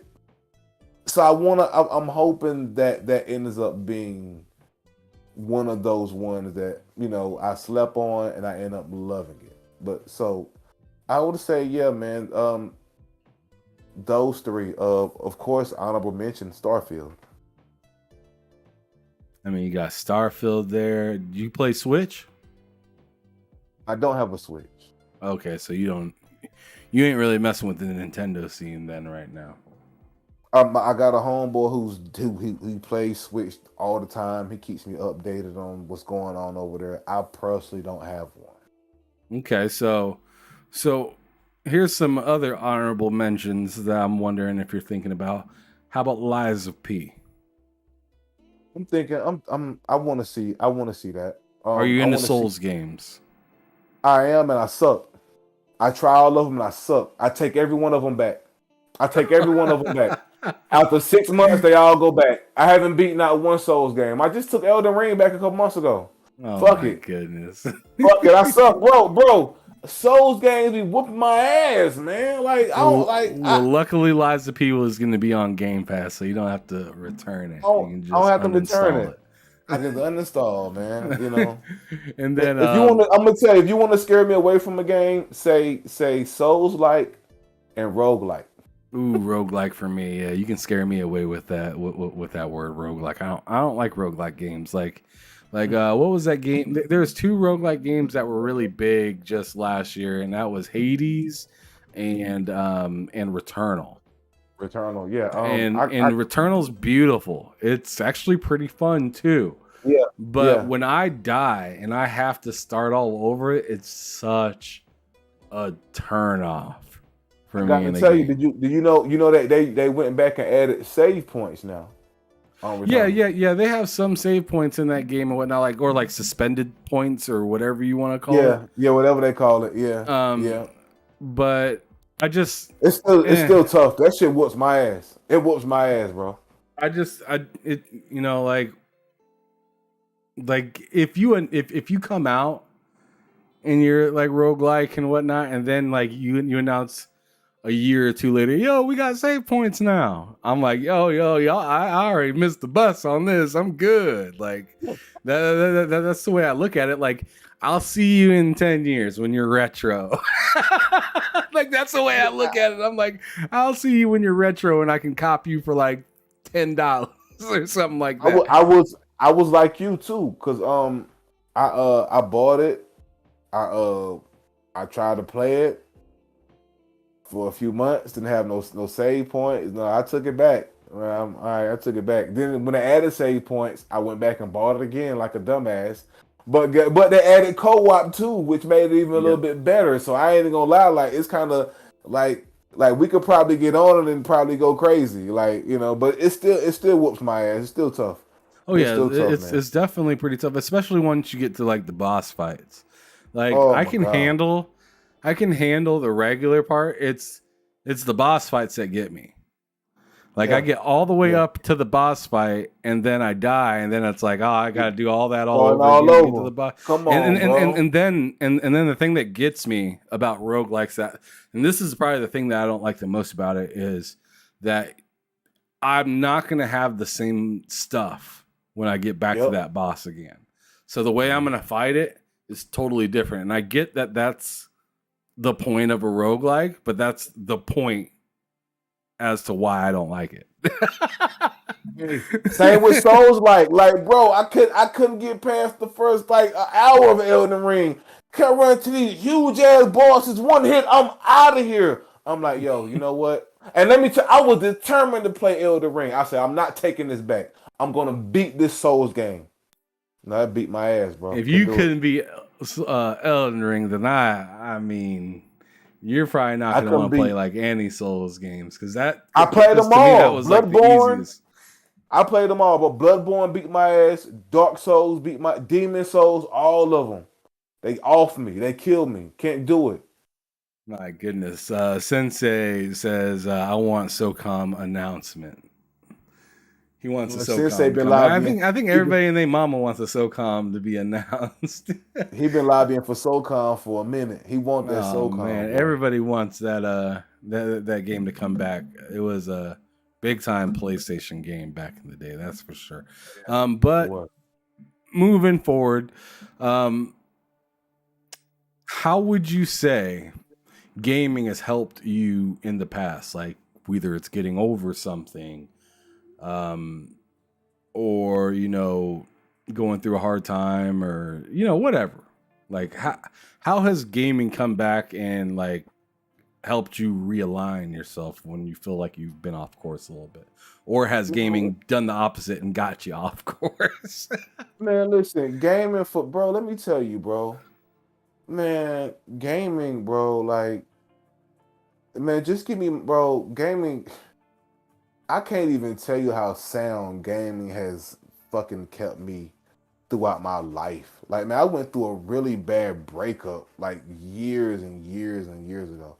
Like, it was bad, bro. Like, I'm talking about bad where like everything was hers. So like when she left, like she took everything. Like, I'm talking about everything. Damn. Everything. And all I had, bro, was like the couch, my gaming system, and like the TV. And I realized like, yo, that's like that kind of like was like all I needed at the time. Cause bro, I gave my ass off. Like the homies was coming over. It was like I had a mansion. Like nobody cared, bro. And I just got lost in games and games and games. And ever since then, like part of my like relaxation is like just me, like it's just me gaming. Like sometimes like, you can be in a bad mood for whatever reason, and you get on like one of your favorite games, and you can game for a little while, then go back and revisit the situation that you was probably mad about, and you got a totally different outlook on it. You know what I mean? It just keeps you. It keeps me sane. It keeps me meeting people like you, different walks of life, but the same interest. Like, I love all that. I love being able to hop on the headset and just meet a stranger through gaming. Like I've met like lifelong friends just by putting on a fucking headset and just meeting them playing zombies or whatever the game may be. You know what I mean? And they end up doing business with me, or end up just being good friends, like forever, like. And I love that. Like, it definitely has helped me in a social aspect as well as a mental aspect, man. I can't even lie. Dope. That's what's up, man. That's one of the best parts about gaming is just like seeing what other people's life's like. You know what I'm saying? Like, and what I mean is it's like one of like the person I do this channel with lives in Mozambique, Africa. I run this channel with that dude, and I literally found him just on a Twitter thread and just asked him, "Yo, you got a gamer tag? You trying to get down on a game?" And that's how we ended up meeting up, and then we had a good time in the party chat, and now we run a YouTube together. It's crazy. That's beautiful, bro. It's crazy how this stuff happens. And, I interviewed Cozy one time. Now she's on the show every Friday. That's wild.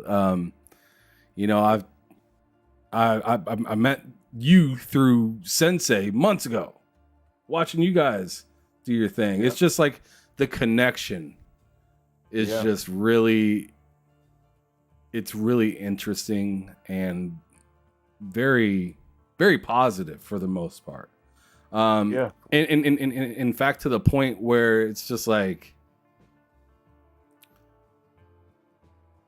you almost can't get enough of it. Like meeting more and more and more and more people. Like, and it's wild. You end up not talking to some of these people for a few years, and then you hop back online with them.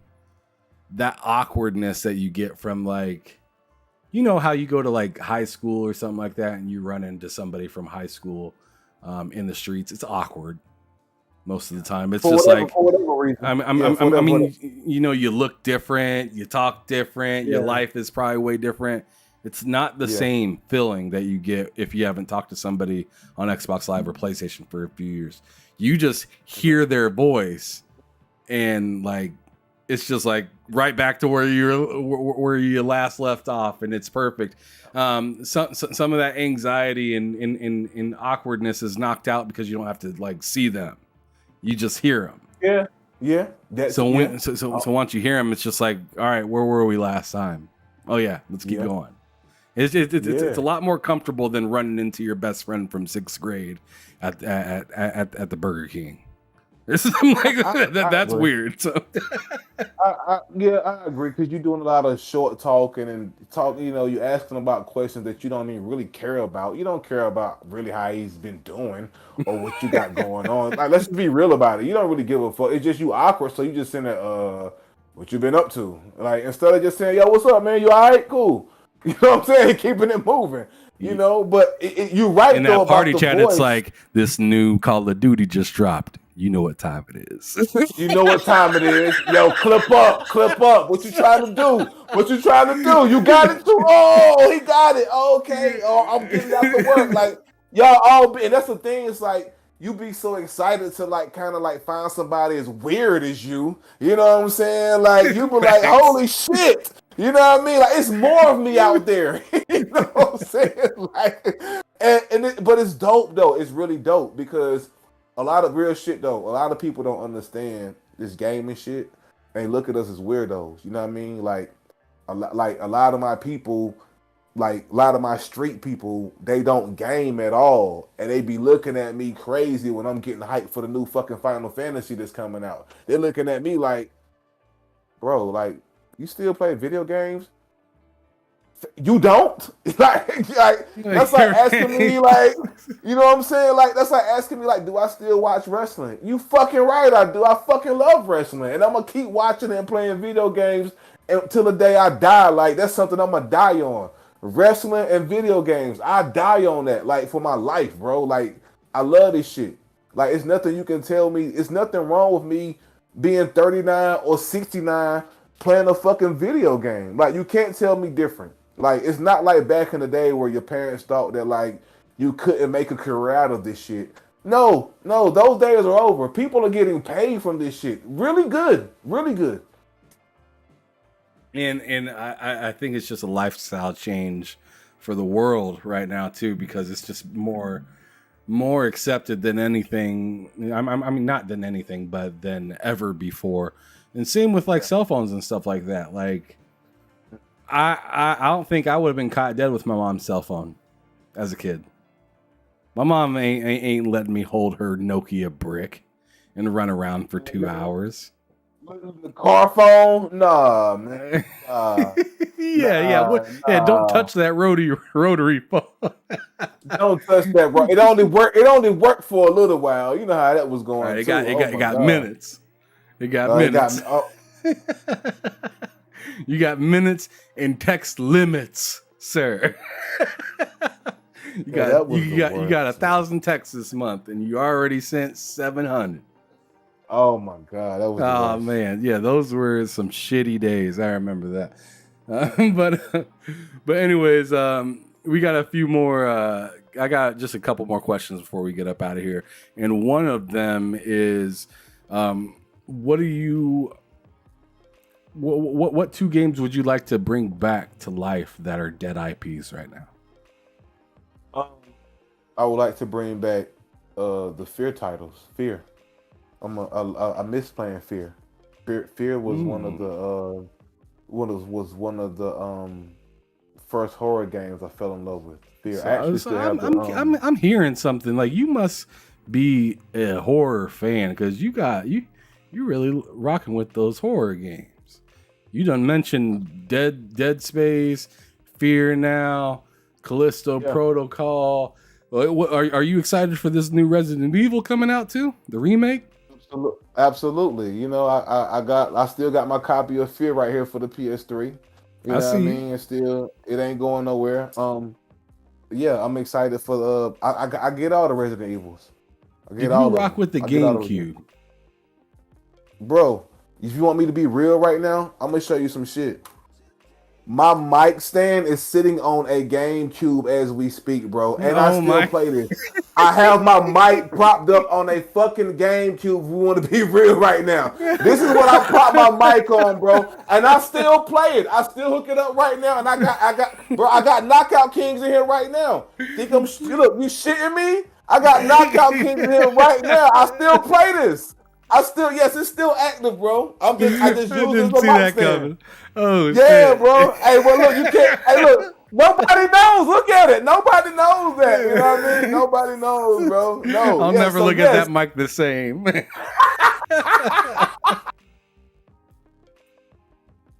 Yes. The GameCube is still around. Definitely, bro. It ain't going nowhere. No, bro. One of my favorite games from the GameCube was Eternal Darkness. Yo, what a classic. What a classic, yo. Yeah. I forgot about Eternal Darkness, man. That was a great game. Yeah. Because I wasn't big into Resident Evil. I wasn't big into Resident Evil, and I had got a GameCube, and I think Resident Evil was like a big deal or something like that during during the PlayStation 2, cycle. At some point, there's like a big deal on Resident Evil, and I just had the itch to play like a horror game. I went out and copped Eternal Darkness, and man, that game was like I didn't want to play Resident Evil because it was like creepy. Yeah, I don't know what business I had getting Eternal Darkness because that game was, in my opinion, it was worse. like you walk into a room and things start following you and shit like that. Like, I would, man. That was one of the ones. I would bring back probably Fear and maybe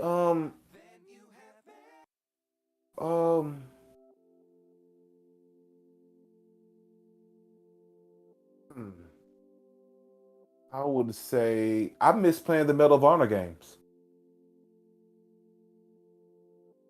I was a huge Medal of Honor fan. Yeah, I remember those back in the day. I'll take some revival of Medal of Honor. I know a lot of people say Max Payne, you know what I mean, things like that. That's coming out too. But no, I have to say this.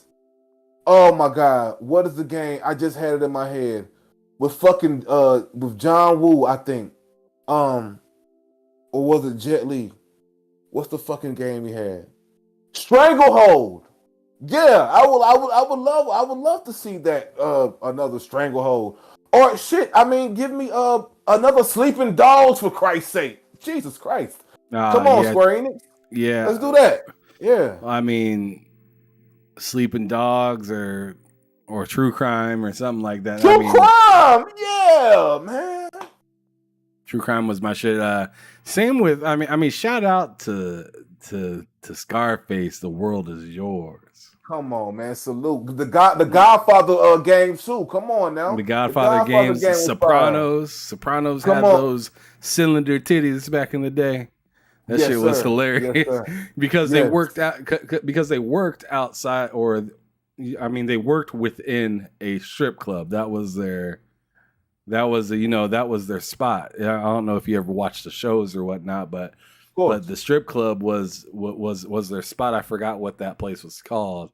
It was a very memorable I forgot name. the name of it too. It was. Yeah. You already know. Because they always mentioned it in the show and whatnot. Yeah. But yeah, those old school like games. I mean, I mean, bro, like PS3 and before it, like between the Sega Genesis all the way up to the PS3 360 era was reckless with games. Reckless. Games Fire. were reckless back then.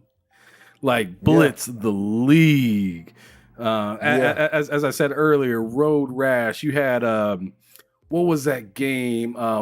Marlowe Briggs for the 360 was wild. It was like a God of War, but with a brother.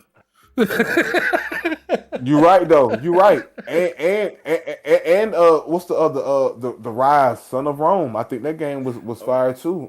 Yeah, that was on Xbox One though. Was it on Xbox One? Mm-hmm. Rise, Son of Rome was Xbox One. Okay. That's one. I love that game. That was like one. Oh, of the first Sensei games, said "Blood in the Sand." You see what you did, Sensei? Yeah. Matter of fact, He had I'll take bulletproof too. Bulletproof, yeah. He right. Yeah, them shits was fire. He right. I think was Bulletproof. I think that was on the original Xbox. It might have been on the original. And then Blood in the Sands, I know was on the 360. I know that's a 360 game because I own it. Yeah. I definitely take that, man. But that's what I'm saying. I mean, Def Jam Vendetta and Fight for New York. I mean, these games back in the day were reckless. Word, man. And I wish they would make another Def Jam Fight for Whatever game. I know why they won't, because of a lot of licensing issues and things like that. And I get it. I just wish that, just for the sake of gaming, they could just do something, and give the artists, their fair share and everybody be happy. You know what I mean? But I get it. On a side note, I'm trying to figure out what this Xbox Wu-Tang game is supposed to be, because they talked about it a long time ago. They did. I heard nothing about it ever since, and I mean, that's been under wraps, and they're talking about that game being like some sort of story game, but having Wu-Tang have some sort of involvement in it. And Wu-Tang all about Shaolin and whatnot, and they all came up off of watching those kind of wild like Asian movies and whatnot and stuff. So I'm wondering how this game is gonna tie into the music and martial arts. I mean, that sounds. Let's go. That sounds 360, and I want to play a game that's fun and wild like a 360 game was back then. If they could make it, if they made it like Sifu, that would be dope. I really like Sifu. If they made it like Sifu, I think that would be dope. I really like Sifu. New York, Sifu in New York. That would be insane. Yeah. Oh, that'd be gritty. With the new mechanics. Oh my god. Oh, that would be insane, bro. Jesus, man. All right. Who would do that though? You think Warner Brothers would do that? Would you trust Warner Brothers to do that, or would you trust somebody like a bigger company? I like Warner Brothers and what they do. You talking about with this Wu-Tang game? Yeah, as far as I don't know who's making it. I think they already have who's making it, which I don't remember at all. I'm actually kind of wondering about that. But while I look that up, I might as well just go on ahead and ask you the next thing, which is, what about gaming frustrates you, just as a whole? Those games. There gotta be more than that. Because you don't gotta get Souls games. Nah, you don't, man. You don't. For me, at the top of the list that frustrates me about gaming is just the whole console war stuff. That frustrates me. Just seeing the people who just take it too far. okay, if you don't like this guy because he don't play your favorite console, you don't have to say things about his family and be racial about things. I mean, you don't even have to comment at all. You don't have to agree or disagree with his preference of play. Like everybody' preference of play is different. Like, and if we being real, everybody can't afford to play on both consoles as well. So some people are playing out of affordability. Some people are playing because they have the luxury of playing on both consoles, and some people are playing because they just don't like what the other company has to offer. All is okay, but you don't have to be disrespectful. You know what I mean? And I see a lot of just disrespect on both sides, not just one, but on both sides. And it gets too personal. It just gets too personal. Well, just because you want to be right for 2 seconds on Right. like you want to be right versus somebody that's probably insignificant to you. Yeah. And you don't know this person, and even if you did, that person is allowed to have an opinion And about if you what knew they this like to person, have. you probably wouldn't talk to him like that. You wouldn't talk to him the way that you're coming off with all the spice on the tweet and all that. I know you wouldn't. You know what I mean? So that frustrates me definitely at the top of the list of just the whole console war. Even down when just seeing stuff like PlayStation PS better on the tweets, Xbox better on the tweet, like that shit gets out of hand. Like, dude, just play what the fuck you like to play. You know what I Facts. mean? Leave people alone. Leave men and women alone who like to play whatever they're enjoying playing on whatever console they playing it on, man. You know, like gaming is supposed to be fun. It is not fun when you're out here being personal because someone has a preference. That's a fact. So there's something I wanted to read to you that I just got done looking up, just to give All you a right. little insight on it in case you don't already know, and in case our viewers that happen to be checking this out.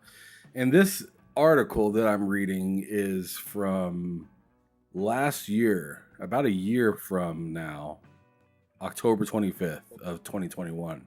It says Xbox reportedly developing a Wu-Tang game, a Wu-Tang Clan themed RPG. So this article written by Joseph Knopp or Nope or whatever says Microsoft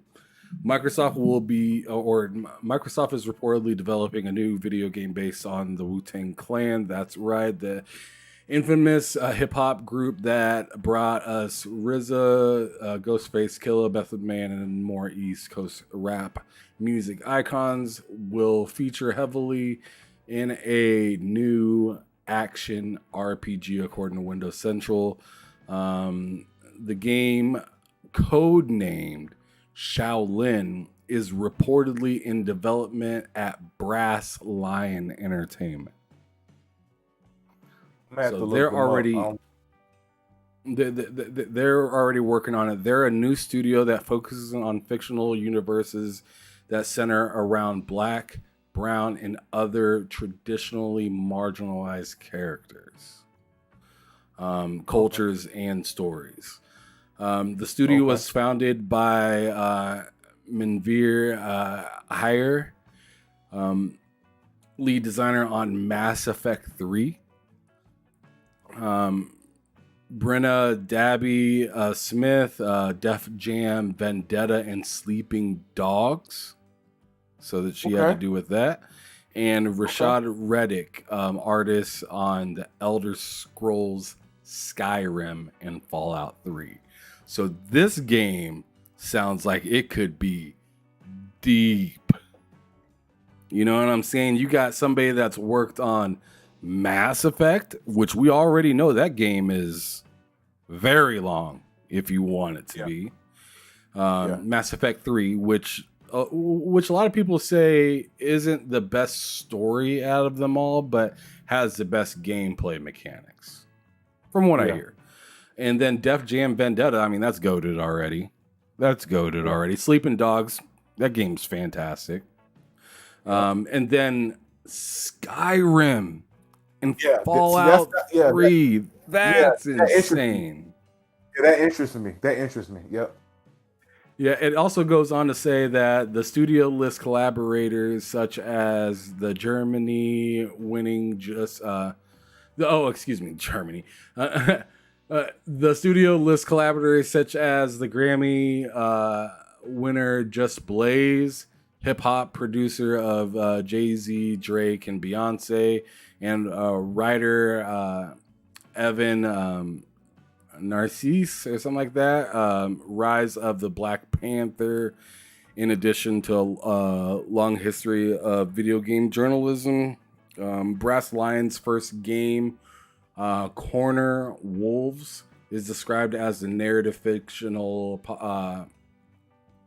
podcast following a young Afro-Latina woman as she adventures through mid-90s Harlem to find her father's killer, touching on subjects including the drug war's impact on Black and brown communities.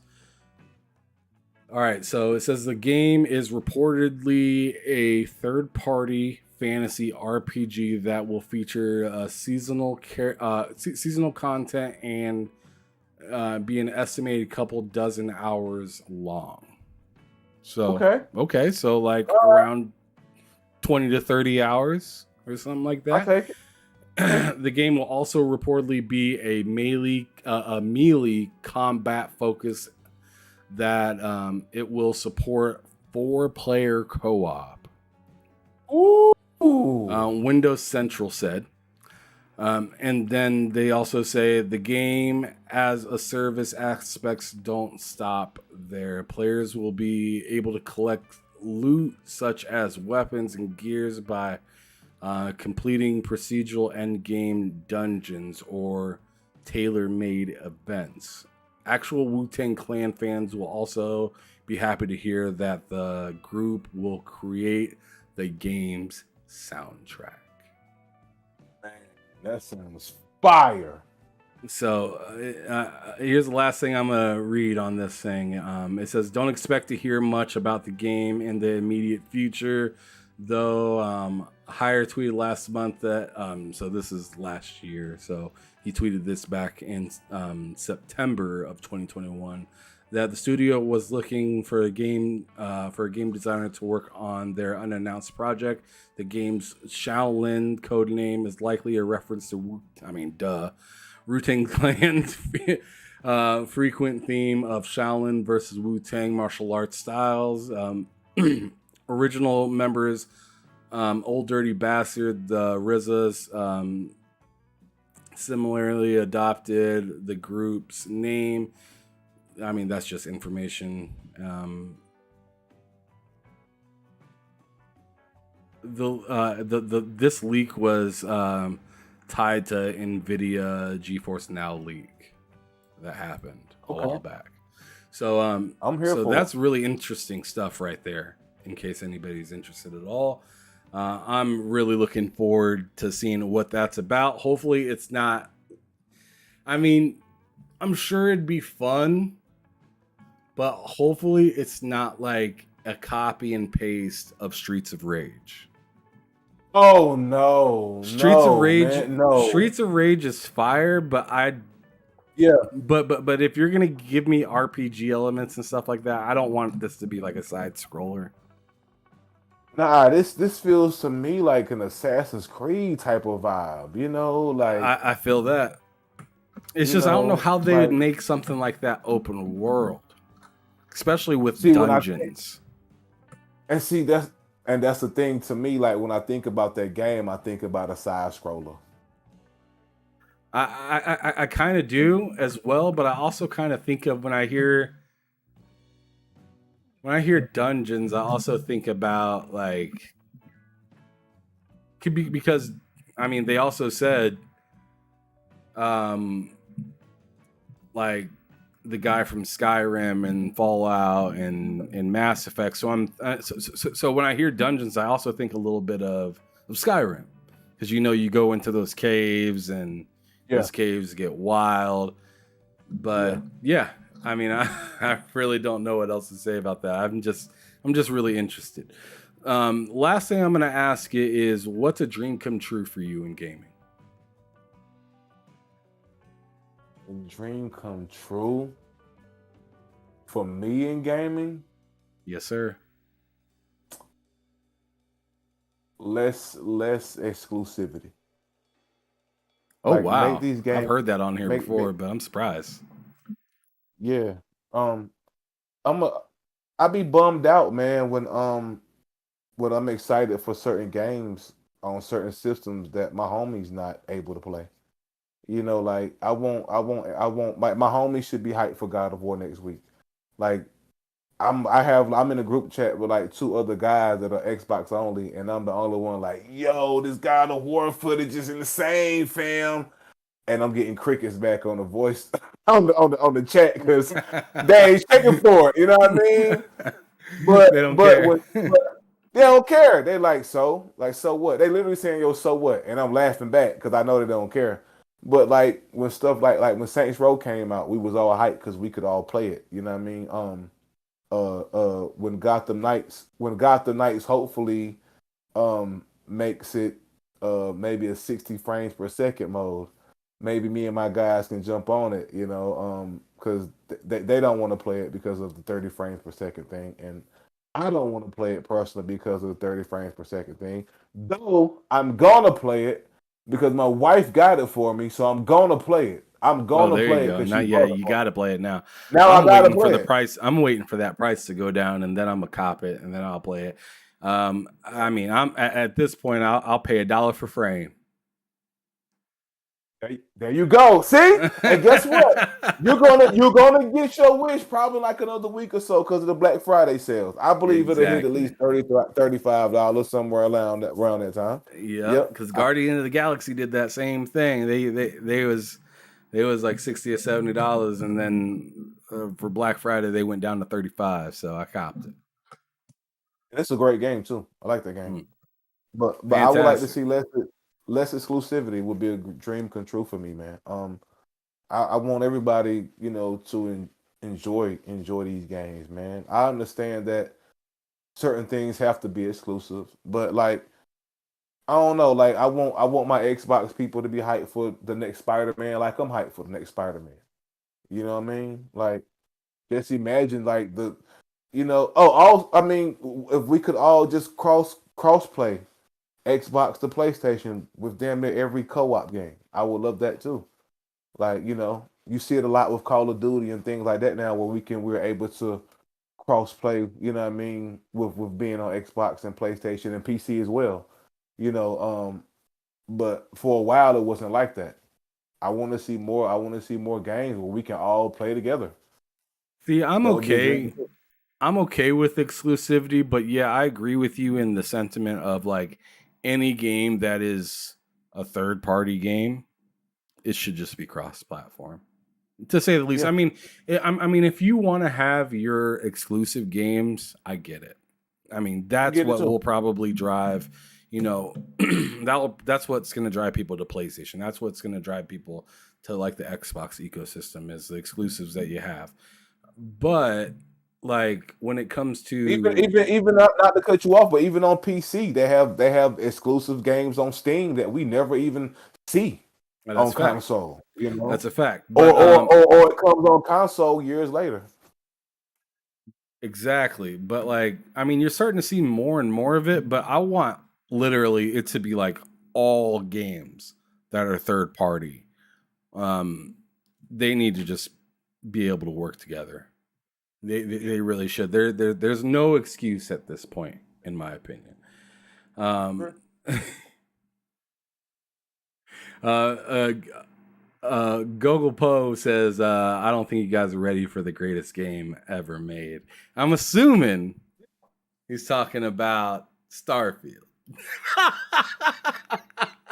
I don't know him, so you have No, I'm to just tell kidding. me. I'm just kidding. Okay, That's not even the game that I'm most excited for next year. The game I'm most excited for is a game that no one's really excited for. what's that? That's Ark Survival Evolved 2. Bro, I tried to get into Ark, man. Everybody's tried. Nobody can. I couldn't get jiggy with it. And then on top of that shit was taking up so much fucking space, bro. I'm like, God damn, I gotta delete this shit. This shit taking like 4 games worth of memory on my joint. Yeah, It was Ark is too my much, shit. man. I love it. I love it. So that shows you my taste. I like seeing people play it. I like seeing people play Ark. Like, you know, it looks dope. That's why I try to get into it. Because I saw somebody playing it. I'm like, man, it's like the type of stuff I like to play. But I couldn't get jiggy with it. It's a lot of work though. If you're gonna do it, it's a lot of work. Unless you hop into a certain type of server, but you gotta know the game before you even like get into that shit. Because that shit right there, like it's a speed up kind of stuff. But if you don't know how to play it, then you're not gonna understand what's sped up about it or whatnot. So you're gonna be working for nothing. But anyways, brother, thank you so much for coming on the show today, brother. I really appreciate it. You've been a pleasure. It's been really fun talking to you. I'd be more than happy to get on any of your podcasts because you invited me to a couple of them earlier. So yeah, just holler at me, ring my bell, let me know, and I will come through onto the podcast that you got. But brother Big V, let everybody know where they can find you real fast if you can do that for me. Yo, follow me on social media at Big V Sky Zone. At Big V Sky Zone. Find me on YouTube, man. Sky Zone Society Network. I'm up there. We out here. Shout out to my man Ham, man, for having me on here. I appreciate this, man. Like, for real. I do. Yeah, absolutely. I look over at your mic and all I can think of is that GameCube. That's all I can think about is that goddamn GameCube you got it sitting on. That's just wild, bro. But anyways, thank you everybody for coming out. The last thing I'm gonna have you do real quick for me, Big V, is I want you to describe gaming as a whole in just 3 words. Beautiful. Fun. Adventurous.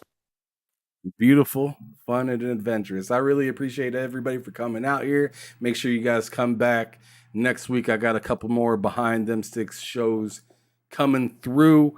Let's see, who do I got for next week? I'm kind of curious because I never remember. I just get ready whatnot for the next thing. But I got the coolest roster coming through next Tuesday, 7 p.m. Central, 8 o'clock Eastern. He's a brother that really enjoys his PlayStation, but I'm pretty sure he just loves gaming in general. That's just his preferred console. And then I also got Red Dead Panda coming through. She does the Gamers Initiative podcast with Ashtray and Elite Guru Gaming. Some pretty dope dudes over there. So I'll be talking to them next week. But also don't forget, we got a show every Friday. So yes, tomorrow, come through for Bull Sitting with me, Loke, and Cozy Beluga at 3 p.m. Central, 4 o'clock Eastern. We're going to be talking all sorts of different kind of shit about different kind of games and whatnot. We'll definitely be talking about God of War coming up, some Modern Warfare talk. So come and get your news from me. Loke loves to lay it out, and he spits the facts first, and then lets us dig in with our crazy ass opinions afterwards. So definitely come through if you guys want to have a good show, and if you guys want to talk to others and meet others through the chat and whatnot. I'm all about linking up and meeting different types of people within these communities. But one last time, Big V, I want to thank you for coming on. It was a fantastic time. I really enjoyed your time, space, and knowledge. But with that being said, as you guys know, I like to say this every episode. Make sure that you're keeping it gaming or keeping it moving. Peace out, y'all. Peace, bro. Welcome to the Behind Them Sticks podcast, brought to you by TSWS Gaming. Come and talk to me, Lennard Ray. Come on. Come and talk to me. I just wanna have a conversation. No, I'm not your type of baby. Listen, I'm just